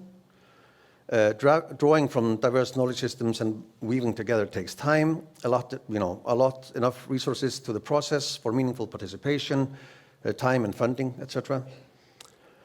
And kind of on a final note for policymakers and politicians, the projects, policy, action plans, and other measures that you want to implement, if you give the people that are affected by them ownership of the projects, they are more likely to be positively received and effectively implemented. People tend to get defensive when you try to push policies or actions on them that they have not had the chance to discuss or been a part of. And as soon as you're defensive, it takes time to get you out of that situation. If you give people ownership, access to the decision-making process, access to setting the agenda and discussing things, they are more likely to be on board and for the action plans and policies to be effective. I think I'll leave on that note because I've taken too much time. And thank you guys very much. Thank you, Halti, for your insights, and I will invite you back later for an extended chat, should time permit. Anyways, järgmisena ma paluksin aga lavale Rootsi Keskkonnakaitseagentuuri võrdõiguslikkuse koordinaatori. Nimi on Emma Fryksmark. Equal opportunities from Sweden, Emma Fryksmark. The floor is yours.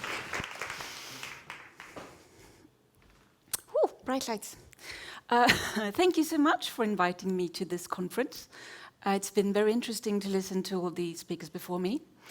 This is actually my 5th visit to your wonderful city, though 3 of those previous visits have been to buy yarn. Some of you might have seen me knitting, so I love coming here. I am the environmental and gender coordinator at the Swedish Environmental Protection Agency, and I will shorten that to SWEPA from now on because it's way too long to say. But Sweden's history of gender politics goes back to before the First World War, though we were the last among the Nordics to actually grant women the right to vote nationally, and we only just had our first female prime minister. But when it comes to gender mainstreaming in public agencies, we started this work back in 1994, though we didn't really structure it until 2014.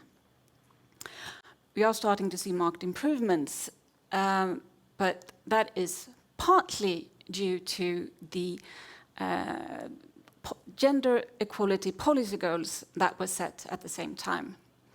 So we have an overarching goal, and we have 6 sub-goals. It's up to the agencies to choose which sub-goals to work towards. We at the SWEPA have decided to work partly for the overarching goal, but partly for the 1st and the 5th. So the overarching, women and men are to have the same power and influence to shape society and their own lives. And then equal division of power and influence and equal health. And we do this because we, as an organization, or agency, we give out huge grants. I think it's and the power of, well, in krona it's billions, so that would make it millions in euros. And we're also responsible for half of the environmental goals, which includes reduced climate impact, clean air, a non-toxic environment, and natural acidification only, which correlates to equal health. So SWEPA received an assignment back in 2020, and that's what I'm working with, to gender mainstream the entire organization. It also includes the job of developing a strategy for integrating gender mainstreaming in the Climate Action Plan, and that's a colleague of mine working with this. So focusing on the gender mainstreaming at SWEPA, these are our current focus areas, and we deepen and expand them as time goes on. So the Climate Leap. We have 2 units working with the Climate Leap, one in transportation and one with industry. The Climate Leap is actually a program that hands out more than 50% of the funds that we are allocated from the state, so we distribute it through to others. So far, our work with gender mainstreaming here has consisted of producing statistics to see how many women and men gain employment from the different projects that we fund. The projects would be to shift from fossil fuel to electric, or to not produce, but build bike lanes, just to make sure that there's a reduction in, I'm losing my words, sorry, in emissions. So it has to be a tangible reduction of emissions. A straight-up communication project wouldn't get funding. But since we have an extremely segregated workforce in Sweden, women work in care services and men work in production predominantly, this means that mainly men gain employment from these projects. Hopefully, we will be able to see later on, when we analyze these statistics better, we will look into, can we do anything about this? Should we do anything about this? Since the goal of the project is, or the program is, to reduce emissions. Then we have the beach cleanup. Sweden has an extremely long sea coastline. So sea coast municipalities, they can turn to the SWEPA and say, we would like to fund this project where we clean up the beaches. And we say, fine, give us the details of the project and we will fund it. And then they turned to the Swedish Public Employment Service and say, we would like to have people that are far from the workforce, that haven't been working for 20 years or more, or just recently arrived in Sweden and can't get a job. This would be perfect for them. And then they let people know that you've applied for a job, you can have it, and the women decline. And so far, no one has asked the women, why do they decline? It's a job. It goes back to the first goal. They will be able to make decisions about their own lives because they will have a job and money. Now we have said, we've written to the municipalities saying that if you want to make sure that you get reimbursed for the projects, because they pay them first and then we reimburse them, there needs to be a 40-60 split among women and men. And we are using this as a template for other grants that we give out to different organizations to make sure that there is an equal distribution of the employees. We also work with international projects. We have, again, 2 units working with this. And here we come back to the intersectionality, because in Sweden it's easy. We're fairly, equal, homogeneous, fairly homogeneous. Less today than we were 50 years ago, but still. When we go abroad, you end up with a culture that you really don't know that much about. So you have to take into account not only women and men, but age, education, social background, class. And we need to look into our own structures when we apply, when we design a project, because we design it and then we go to another state agency and say, could you fund this project? So we need to start from scratch, dig where we stand. How are we designing our projects? What do we take into consideration so we don't end up as they did in Sudan, where they thought that, oh, well, not Sweden, someone else, can't remember who, will hand out the land so we know who owns the land, and that will be perfect because then they can borrow money on this land. Problem was, women did the work, but only men can own the land. So suddenly the women can't work on the land because they don't own it. Things like that we need to know before we design a project. So they've done a knowledge inventory. They've looked at awareness, methods, and how to continue this learning so that when we design the application processes, the project planning, the implementation and the follow-up, we actually know what we're doing. Government grants.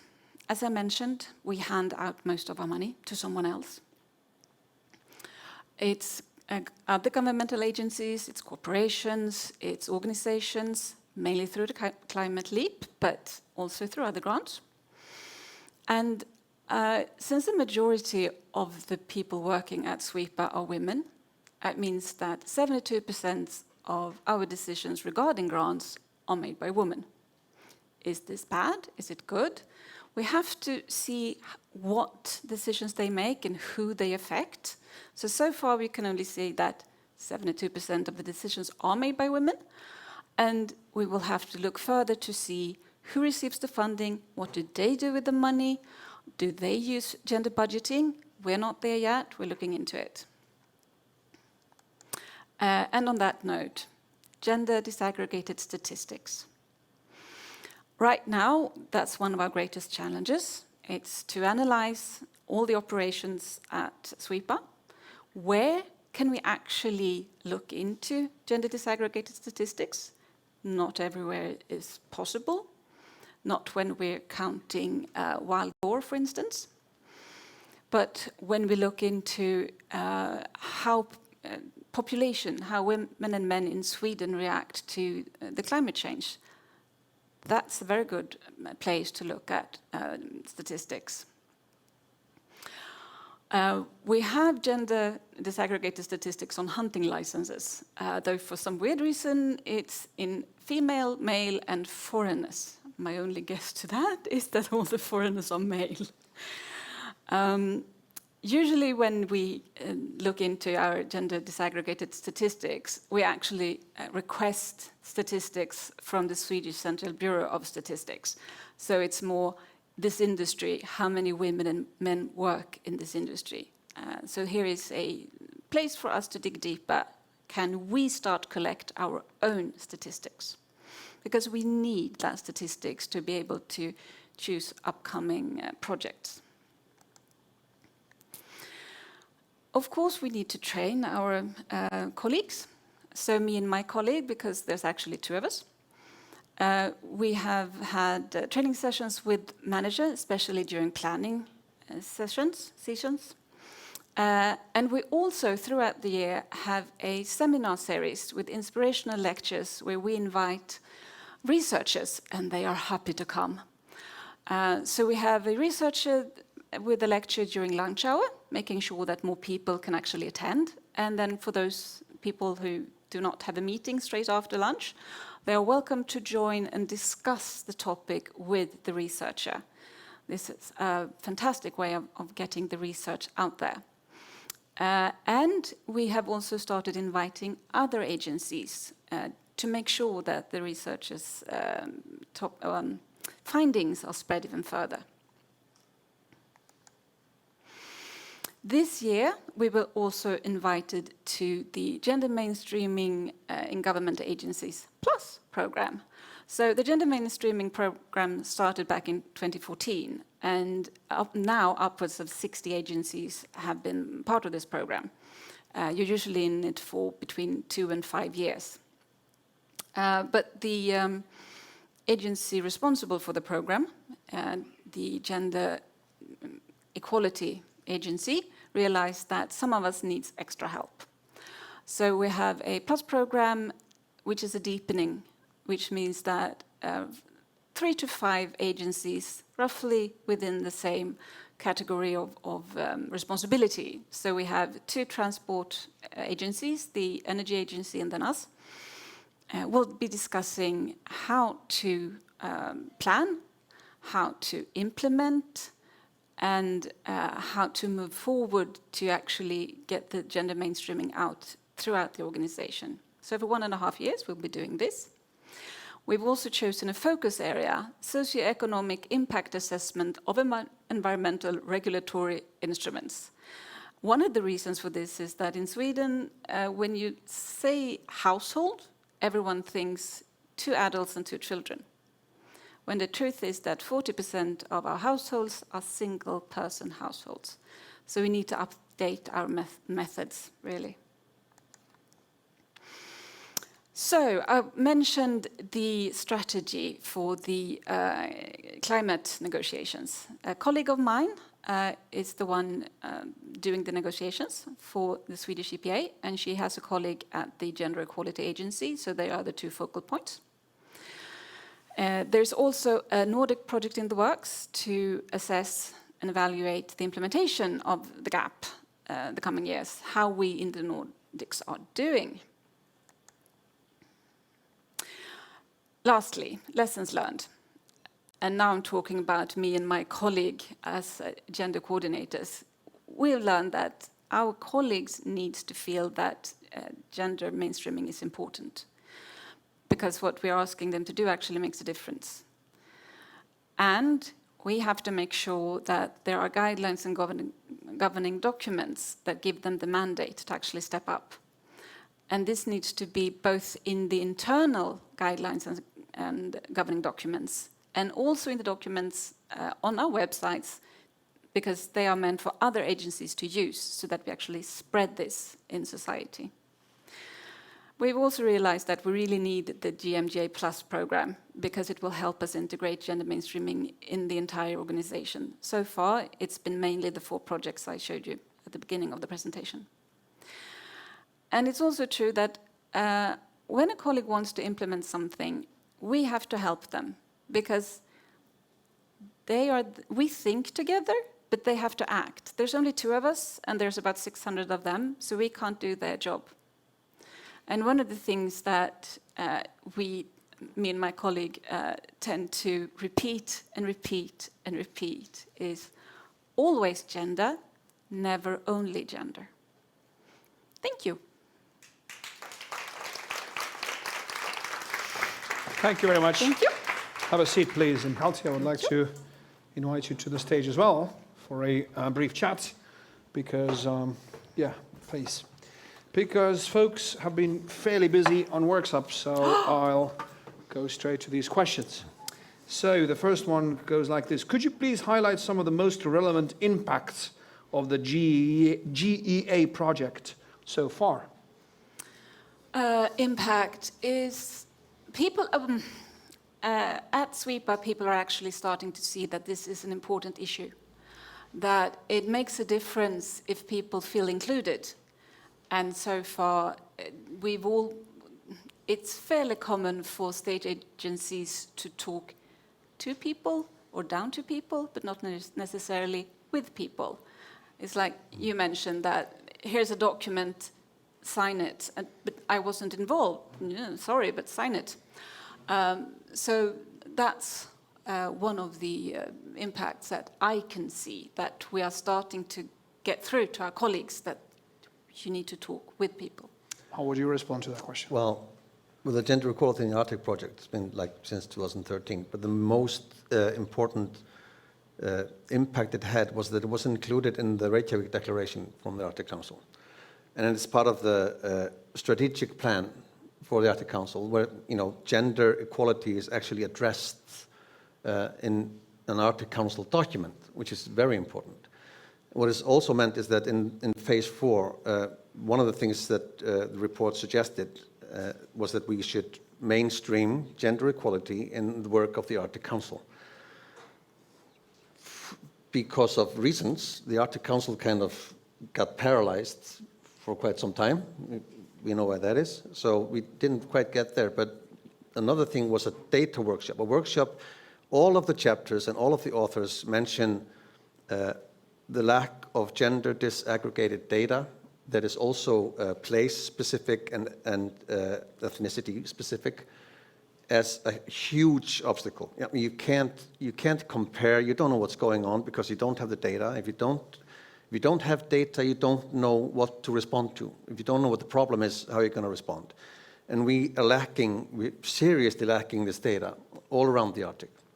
And so we got together a workshop where we gathered, activists, NGOs, indigenous and non-indigenous, policymakers, data experts from around the Arctic to try to kind of figure out how can we approach this? Where is the, and we're also working on a study that's based on the workshop and should be out in December or January, I think, where we've kind of been mapping what do we have that's comparable, what do we need, how can we approach, gathering this data, and also how can we co-produce data with different knowledge systems, which, indigenous knowledge, for example, and Western science tend to kind of clash a bit, but we need to discuss, we need to address that knowledge systems are different and we need to weave them together, and it's difficult and it's sensitive.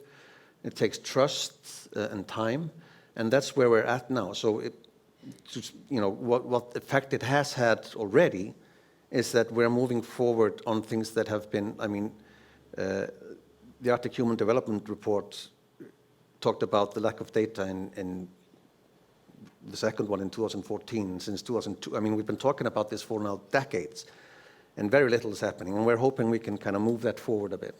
Right. The next question coming through Worksup is for you, Emma. Mm-hmm. Is the responsibility to mainstream gender into the green turn measures in Sweden officially regulated and systematically implemented? I'd say it's officially regulated, yes, but so,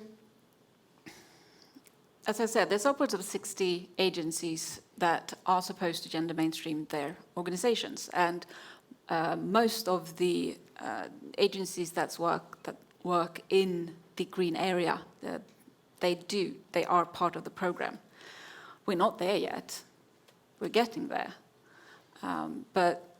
So it's more or less structured. It depends on the agency. But yes, the work has begun at least, which I couldn't have said 10 years ago. Right. So the next question is for both of you, I guess.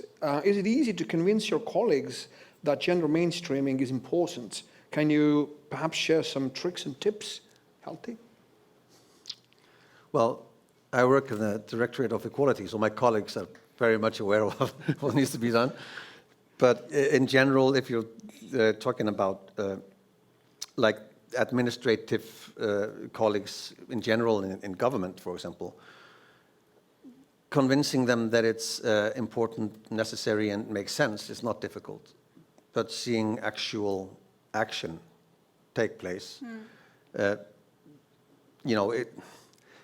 because it is a complicated process. It's not straightforward. There are a lot of things that you need to consider and take into account. And sometimes, we discussed this yesterday a bit, it's just so complicated that without any proper guidelines on how to do it, you just go, I don't know, how, it's so difficult to approach. So convincing, no, but seeing actual implementation, a bit more difficult. Right. What about you, Emma? I'd say one-on-one you can do it. One-on-one you can usually convince. I see in my organization we have everything from gender mainstreaming, gender academics. They did their university course in gender, to the people thinking that why that just means that you hate men, essentially. So we have the entire scale, and you have to work with all of them. And we decided to start with the ones that are already on board. So they are the ones showing up for the lectures. And then we take it step by step. But it's easier if you have the Director General on board, which we fortunately have. That way you can integrate it slowly into the processes, which means that eventually people, even if they don't think that this is a good idea, they will be forced to do it. And hopefully along the way we can convince them. And convince them as in make them understand that, no, we don't hate men. Men are also oppressed by the patriarchy, so that this is actually elevating everyone. That's where we need to meet them, so that they don't feel left out. Because people who feel left out will, in extreme cases, end up at the QAnon.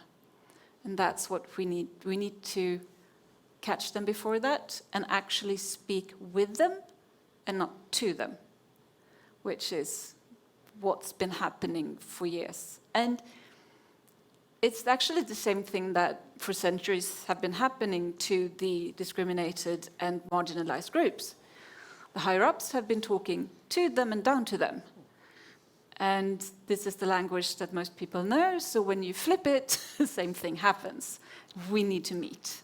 That's the main thing. Speaking of QAnon, how much do you actually follow the developments over in the United States? Way too much. Yeah, well, I assume it's necessary to do that because of how much impact their policies have.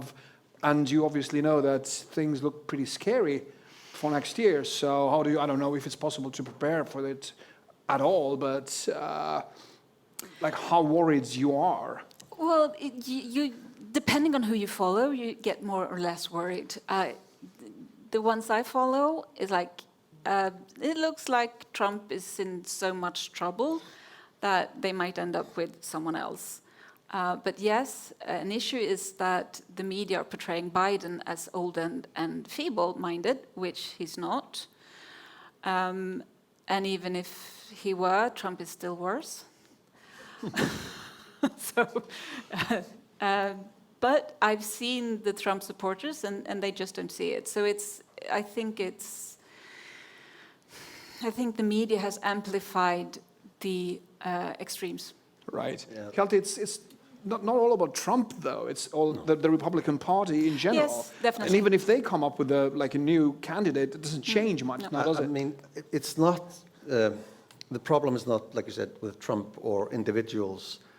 The problem is this dichotomy of the discourse. We've been moving further and further away from the center and to like an extreme left or right discussion where everyone just disagrees. They've just agreed to disagree on everything and then just argue over everything. There's no meeting in the middle where you actually discuss the issues logically and with, logical arguments and facts. And someone in a panel here earlier mentioned, well, he was a politician, so he mentioned the media's role in this, and he is absolutely right. I mean, the media feeds on clicks and reading and sensationalism and black and white presentations of issues is just better business. So this is feeding into this discussion, and it's one of the things I'm most concerned about regarding the green transition, for example, is this flood of misinformation, disinformation, falsehoods, misinterpretations of research, and just blatant lies that I have been arguing online with people that I know, that I care about, and who just are convinced that the World Health Organization is about to take over the world. And it doesn't matter if you just present, because all the documents are online. This is official stuff, and you can just present it to them and even, take it and show, this is what it says. This is the actual text. They don't care. No. They don't care. You can show them the actual facts, black and white, and they still choose to believe the bullshit. So how do you address this? I don't have the answer, I'm sorry. No. Yeah. Maybe you have to address the fear, because they choose to believe facts, alternative facts, because they're afraid of something. What are they afraid of?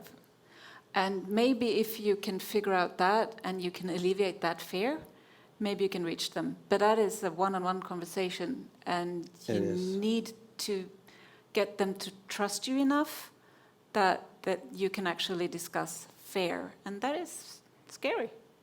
It definitely is. It's very important because all the sort of environment affects very much your work because all the gender equality and climate change are the easy targets for the far right. Definitely. Yes. So are there any questions in the audience? Kas äkki keegi soovib saalist?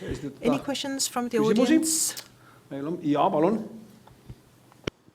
Thank you so much for presenting the idea of gender equality from a different perspective, because it really shows another view and makes our imaginative thoughts in this case brighter and wider. But my question is connected more to the case of Sweden, as the Sweden has like a lead role of representing female diplomacy.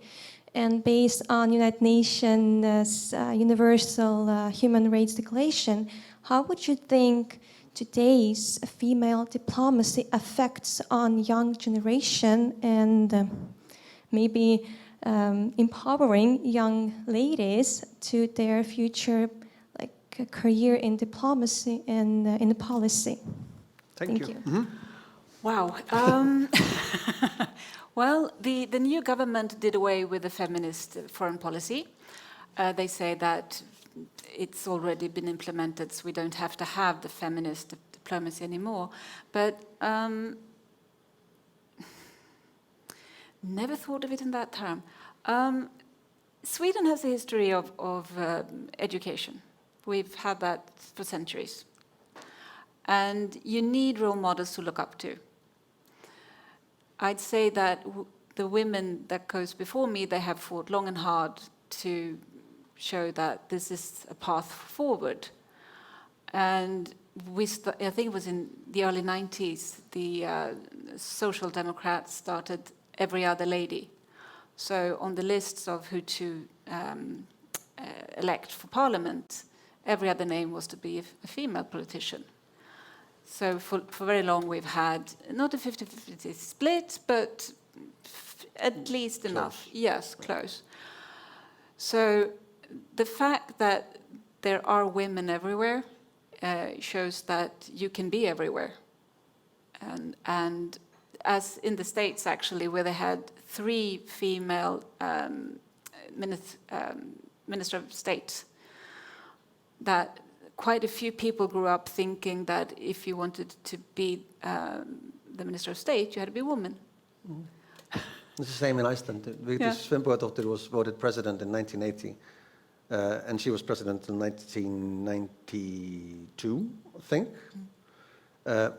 And there's a story about 2 children, 7 and 8, talking together, a boy and a girl, and they asked, what do you want to be when you grow up? And the boy says, I want to be president. And the girl says, you can't be president, you're a boy. And just highlights the importance of role models, what you grow up with and what you see all around you. It just so much shapes the way you perceive the world around you. And I thought this is a very fun story. You can't be president, you're a boy. Nii, meil on minutike veel aega. Kui keegi soovib veel küsimuse esitada, So we siis have praegu on see võimalus, a few või minutes tuleb vaikida left igavesti. for questions. So if you have anything Okay, it seems to that ask. your answers and your presentations have been conclusive enough. Hjalti, Emma, thank you so very much Thank for you guys joining for us. having us. Absolutely, yeah. Thank you Thank you very much. Thank you. Thank you. Nii, head sõbrad, loodan, et lõunapaus möödus kuluefektiivselt. Dear friends, I hope you enjoyed the lunch break and that everyone feels even more energized than this morning. Our conference will now continue with a presentation, and this will be followed by workshops. European Equal Opportunities Index is issued every year, and every year it has a thematic focus. This year it focuses on the green transition. We will now hear from Agnes Einman, head of the Equality Policy Department at the Ministry of Economics and Communication.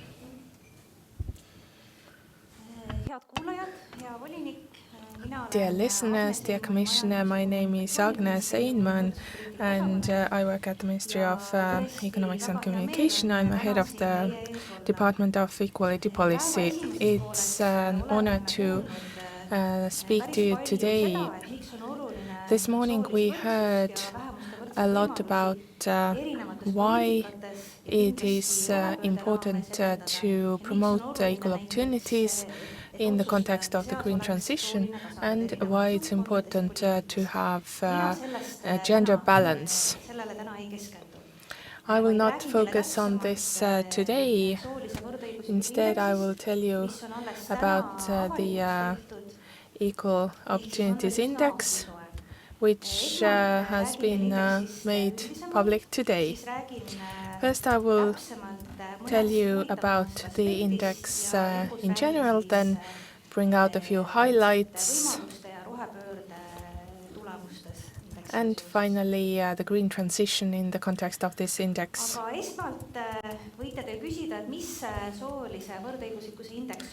You might ask what Gender Equality Index is all about. It's a tool that is used to measure how close the EU and its member states are to gender equality. It's measured on a scale of 100, where 1 marks a complete lack of equality, and 100 means complete equality. So the closer to 100, the more equal gender equality the country has, or the EU does. Gender Equality Index is the most important indicator that we have about gender equality, and it's been issued since 2006. This index is made up of 6 subsectors: work, money, knowledge, time, power, and health. All of these have subsections, and in total there are 27 statistical indicators taken into account. As mentioned, this year focuses by and large on green topics. And now I will move on to Estonia's results. In green, you can see this year's result in Estonia. So the Gender Equality Index in Estonia, which is 60.2 out of 100. In the past 2 years, after the year 2021, Gender Equality Index has had a small decline, and compared to last year, there has been a decrease in 0.8%. In the long term, however, we have been moving towards greater gender equality.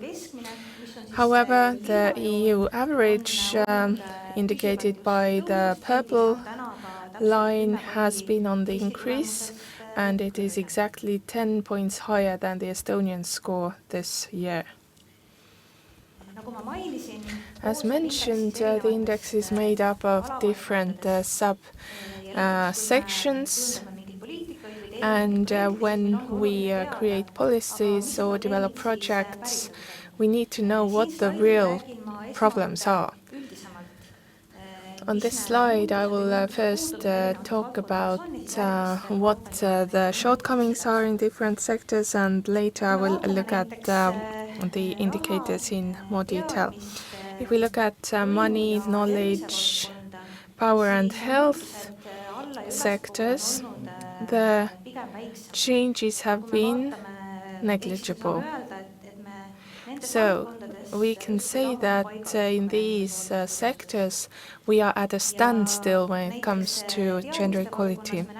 In the context of knowledge, the decrease has been about 0.4%, but the grey column also shows how much we have increased or decreased compared to other countries. So here we can see that compared to other countries, we have fallen by 4 positions. That shows that other countries have progressed faster than we have. But it's not all doom and gloom, because in the sector of work, we've had clear advances. We have 4.8% increase. And compared to other countries, we've increased by 10 positions. The biggest decrease that we've experienced, and that affects our general index is the sector of time, as in how equally men and women are able to use their time in the society. We've fallen 10% and we have lost 11 positions compared to other countries. Aga nüüd räägin siis täpsemalt, et mis need tähelepanekud. So let me tell you more about what is behind each of these figures. But before that, Siin teile veel siis Eesti tulemus, mis on you can see the Estonian result here, which is marked in green. Compared to other countries of the EU, we are on the 22nd position, and it's important to note that the differences are quite small.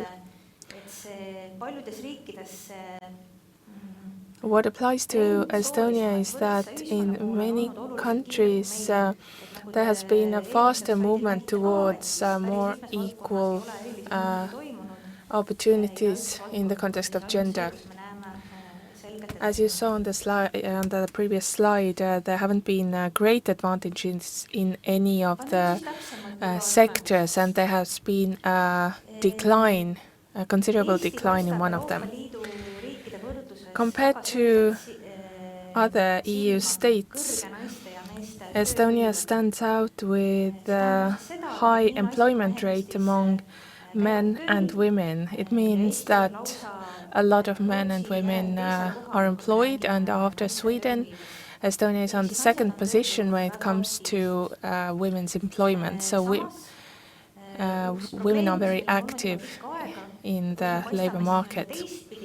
But one issue that we've had for a long time, and that also makes us stand out in the EU context, is gender segregation.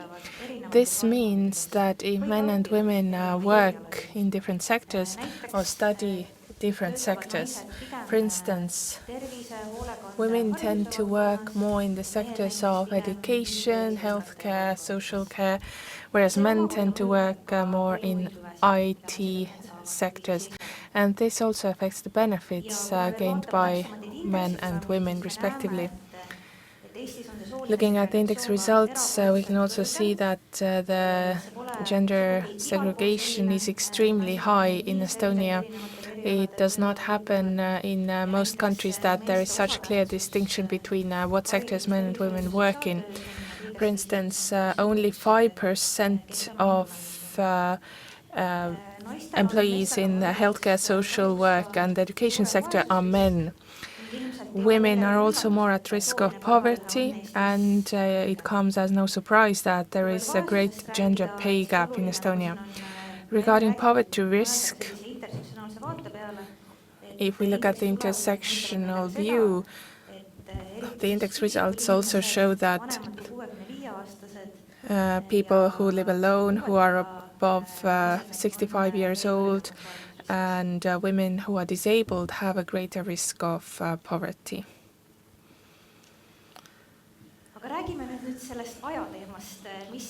But let's talk about the issue of time use, where we have fallen considerably.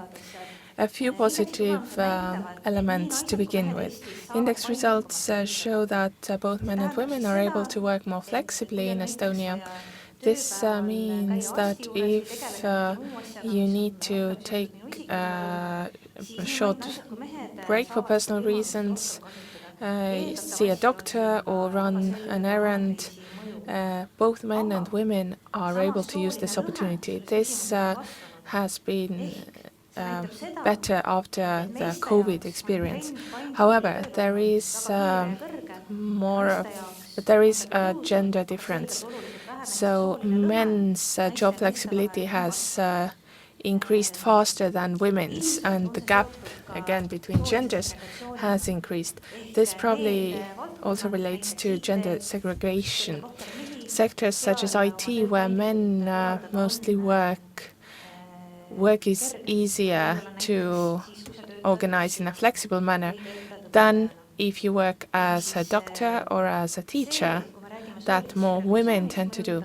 So if we talk about gender segregation, we must remember that this also contributes to different other benefits that we have as individuals. The greatest decline in Estonia's case has been in the sense that women have considerably less time than men to spend their free time outside of their home, such as engage in sports, cultural activities, or other free time activities. Both men and women's percentage has decreased, but more so in the case of women. erinevate hobidega saavad tegeleda, on meil üpris suur. Ja kõige vähem isiklikku aega on siis üksi Those who have the least personal free time are women who raise children alone. Index results also show that women do considerably less housework, such as cleaning and cooking, than they used to. However, men have not increased their contribution considerably. So we might ask why in the EU Gender Equality Institute there are no answers to that, but we can explain this with the development of technology. For instance, there are new applications for ordering food delivery and technological equipment that helps us to clean the house in a shorter time. But men's contribution has not considerably changed. I hope that the technological development will also contribute to improvements in gender stereotypes, so that we have less gender stereotypes in the future. And perhaps in the future men and women can contribute more equally to raising children and other household chores. As we saw before, women's employment rates are very high, and it's not easy to be active in all sectors of life. Now, talking about gender balance, several speakers have mentioned the importance of the fact that decisions are made by mixed gender groups. Neither men nor women are the minority. We make up equal shares in the society, so in decision-making bodies there should also be equality. In politics there has been better gender equality, and in the current Estonian government there is gender equality as well. Estonia is one of the few countries in the EU that have female PM, and we recently also had a female president who was also here in the panel this morning. Talking about the parliament and local government councils, women's share makes up around 30%. And regarding governance,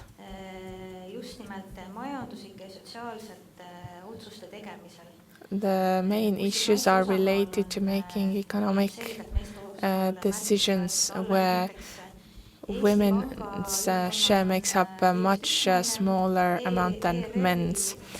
In Estonian Bank, Estonia women also only make up 8%, in public broadcasting 11%, and in larger stock companies 10%. This shows that women's voices are not heard very well in these decisive bodies. And we can also see that there has been a decline compared to the year 2020. This shows that the way people are elected to these bodies is perhaps not the best, not very well thought through, and it might be rather random. mida siis meile indeks näitab. Now, let me tell Indeks näitab meile seda, you what the index says about Eesti elanikkonna gender equality and the Green Deal. Compared to the European average, Estonian citizens feel less responsibility for reducing climate change effects. Women feel slightly more responsible for these changes than men, and younger people clearly feel more responsibility than older parts of the generation. Unfortunately, Estonian citizens are also not among those who consider it important to make environmentally friendly decisions. Again, there is a slight difference, as in women think it is slightly more important to make environmentally friendly choices compared to men. But Estonian people do not tend to eat plant-based food or choose environmentally friendly alternatives compared to the EU average.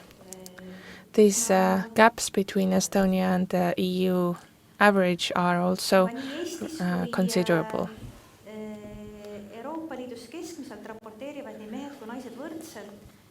In Estonia and in the EU, on average, both men and women consider it equally important to think about the carbon footprint in transport, making transport decisions. But we can clearly see that the means of transport used by men and women are different. There is a gender difference here. Men tend to drive cars, whereas women tend to walk and use public transport more often. In policy making, we need to have data. And if we want people to use more public transport and we see that men do it less, one of the opportunities might be to better understand why men do not wish to use public transport and work on this target group more specifically.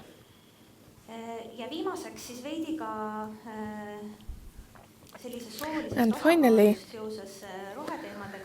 regarding equal gender equality and the green transition, in Estonia, women are numerous amongst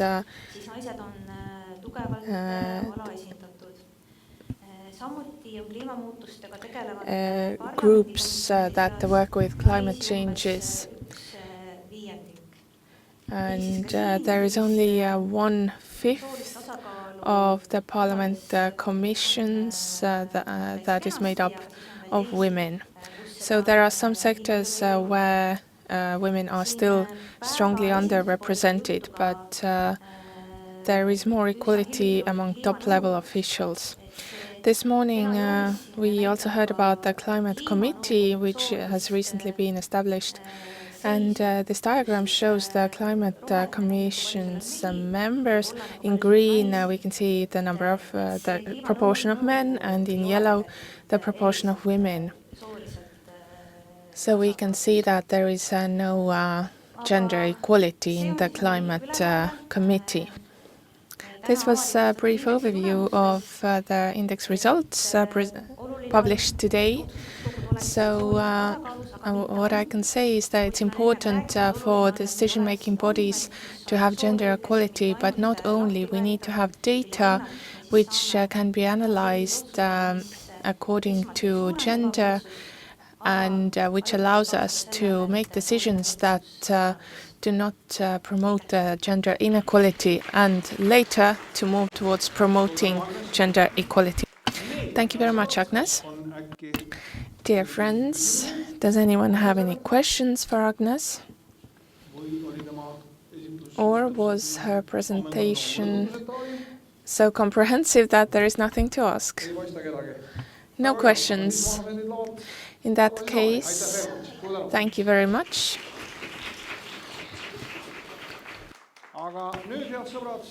Now, dear friends, it's time to continue with our workshops. We have 2 parallel workshops today, and you were able to sign up for your preferred workshops. If you haven't done so yet, you can do this now. The workshop will take place parallelly, and both will have 2 separate sessions.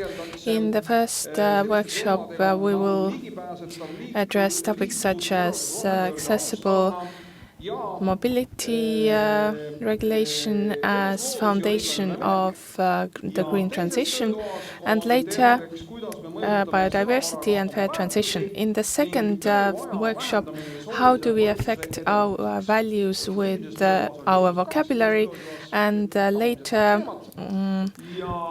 how to reduce working time for promoting gender equality. Workshop number 1 will take place here in this room, workshop number 2 in the cafe area. And I hope that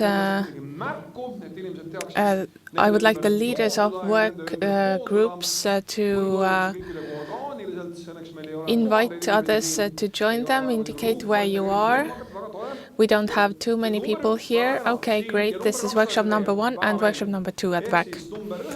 So if you signed up for the first workshop, please be with my colleague here on the right, and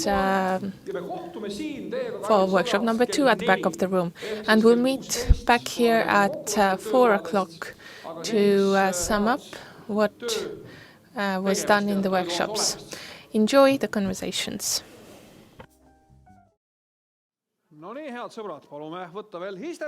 Dear friends, take a seat once again, and in order to sum up the day, I can see already from your faces that the workshops have been very effective and resultful.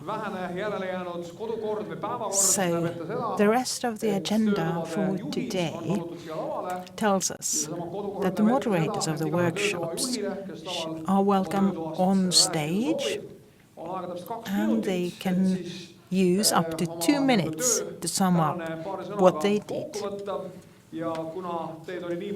And since there were so many of you and all the workshops were of importance, so I can't really list one after the other, I ask the one who is the boldest to come to the stage. So here you are. Hello, so my name is Mari Võram. I'm from the Estonian Association of Disabled People, and in our workshop we spoke about accessibility and accessible mobility. The lights are so bright, I have to take a few steps back, sorry.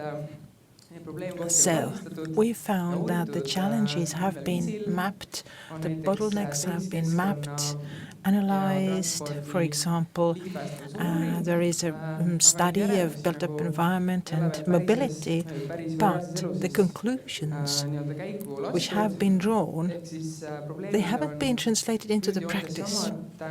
So, generally, they are the same. The problems are the same as in 2020. So in order to reach the climate objectives, climate goals, we have to make public transport more accessible.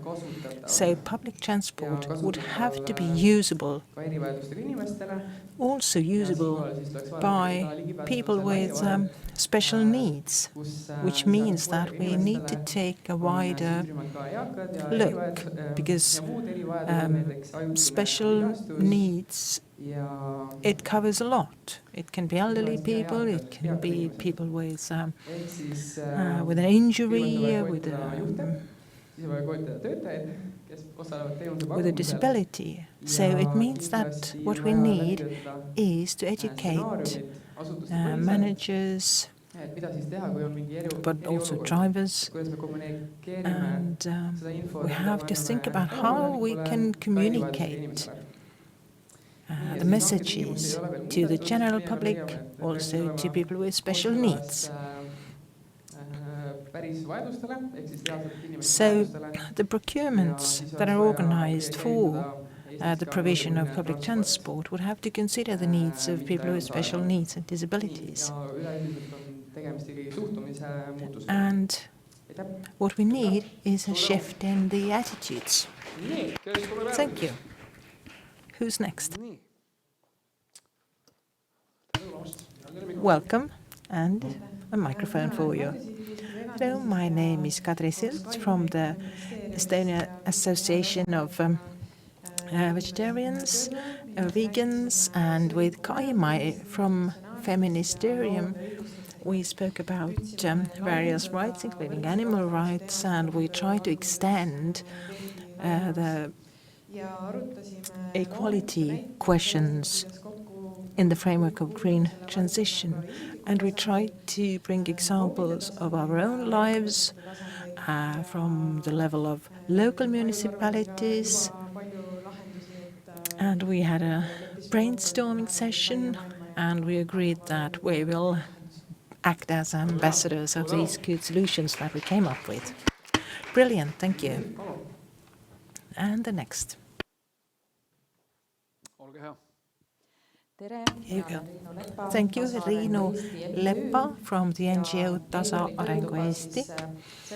And our workshop spoke about systemic change and how to implement them through employment. And we focused on the reduction of work time, whether this could have a positive impact on equality. And in addition to the reduction of work time, we also spoke about sharing a job, which means that one job position is filled with two different people, and also offering a basic income as citizens' wages. And we spotted some potential traps, which might look like good ideas, but in terms of the environment, they might be a bit tricky. For example, if the work time is reduced, then the job that has to be done, but isn't perhaps paid work, like taking care of children or tidying up or care in general. So it doesn't mean that women would have to do less of these tasks. So what we need is a comprehensive approach. And for example, if schools and kindergartens will be open 4 days a week, then it meant that day 5 women would have to teach children and take care of them. And about sharing jobs, we found or concluded that if women have more flexible work opportunities, it's good in a way, but if it still functions in the general framework of pay gap and the jobs wouldn't be as appreciated as perhaps some others or as valued, it doesn't bring the value we would like it to bring. So what we concluded was that we need systemic changes that would take a comprehensive look at these issues. Many thanks. Yes, hello. Since Kadi had to go a bit early, Kadi from the Let's Do It Foundation, she sent me a summary of the workshop, so any participants in her workshop can complement whatever I have to say here. Just let me know. So in their workshop, they spoke about how the fundamental needs would have to be supported. And if the Climate Act regulates the need to reduce climate impact, we could also talk about what kind of social indicators we want these sectors to support. For example, if the energy sector would have to cut emissions a particular number or percentage, then they would also have the obligation to invest a particular percentage into community gardens or other social projects. So the main principle here is that without these indicators or measurements, we are not able to reach the climate goals, even if they are written down. So if anyone wants to add something, well, it looks like it was quite exhaustive what you said. So this covers the workshops. If you want to add something, ask for a microphone, but if not, then I will invite Minister Signe Riisalo to take the stage. The Minister for Social Protection. There you go. Thank you so much. Let's see if Mihkel's nightmare will be realized and someone talks longer than he does and more than he does. So you've been here talking about the green transition all day. I'm not sure what our president and minister and others might have said in the morning, because they probably spoke about the benefits of green transition for various groups in the society. What I fear is that during the green transition, vulnerable groups wouldn't be protected. And I'm not only referring to people with special needs, I also refer to the elderly, because when we think about how we organize the green transition, it's by way of changing things. And undergoing any change is difficult, especially if you are older. So we have to focus on the younger people who are more easily adapted to change. You already spoke about accessibility, universal design, city planning. It has to be done in a way that everybody can access the urban space. It doesn't only cover transport, also information. We recently had a working group where I participated, and we realized that it's sometimes difficult to understand the information that is shared with us, what kind of behavior is expected from us. And if you think about a consumer of urban space, so children, the elderly, people with special needs, with special needs, so how do we make the information available, easily accessible and understandable for them? Now, women, flexible working hours is important. But if you have more free time, you get the question, who will take care of things at home? And are we moving towards the objective that we want to achieve? So I'm not saying that green transition shouldn't be there, but I just want to say that let's think about it very carefully. We have to be able to find the bottlenecks, the potential issues there. We have to get answers to how to do things in a better way, because green transition is here, it started, and it's important that we make sure that it will be fairly done. And for the organizers, wonderful venue. I have had, I was here in springtime and I received an award here. So it's always a pleasure to be back here at Fotografiska. So thank you to the organizers. Many thanks. And now for the official closing, Kristjan Veske. Hello again. I'm convinced that you are pretty much exhausted of the day, because it's been a long day, it's been an intensive day. I will not talk for a long time, but I really want to express my thanks. Thank you for being here, participating so actively. Thank you to all the NGOs who participated, Feministerium, Let's Do It, Tasa-arengu MTÜ, and also the Embassy of Sweden. Without you, the event hadn't been the same. And what I can also promise is that from my office, we will make a proposal to the Ministry of Climate. We will forward our recommendations, and we will be talking to the Ministry of Economic Affairs and Communications about these topics. A summary of today's event and any future pieces of information will be shared on our social media platforms. So thank you and have a lovely continuation of the day.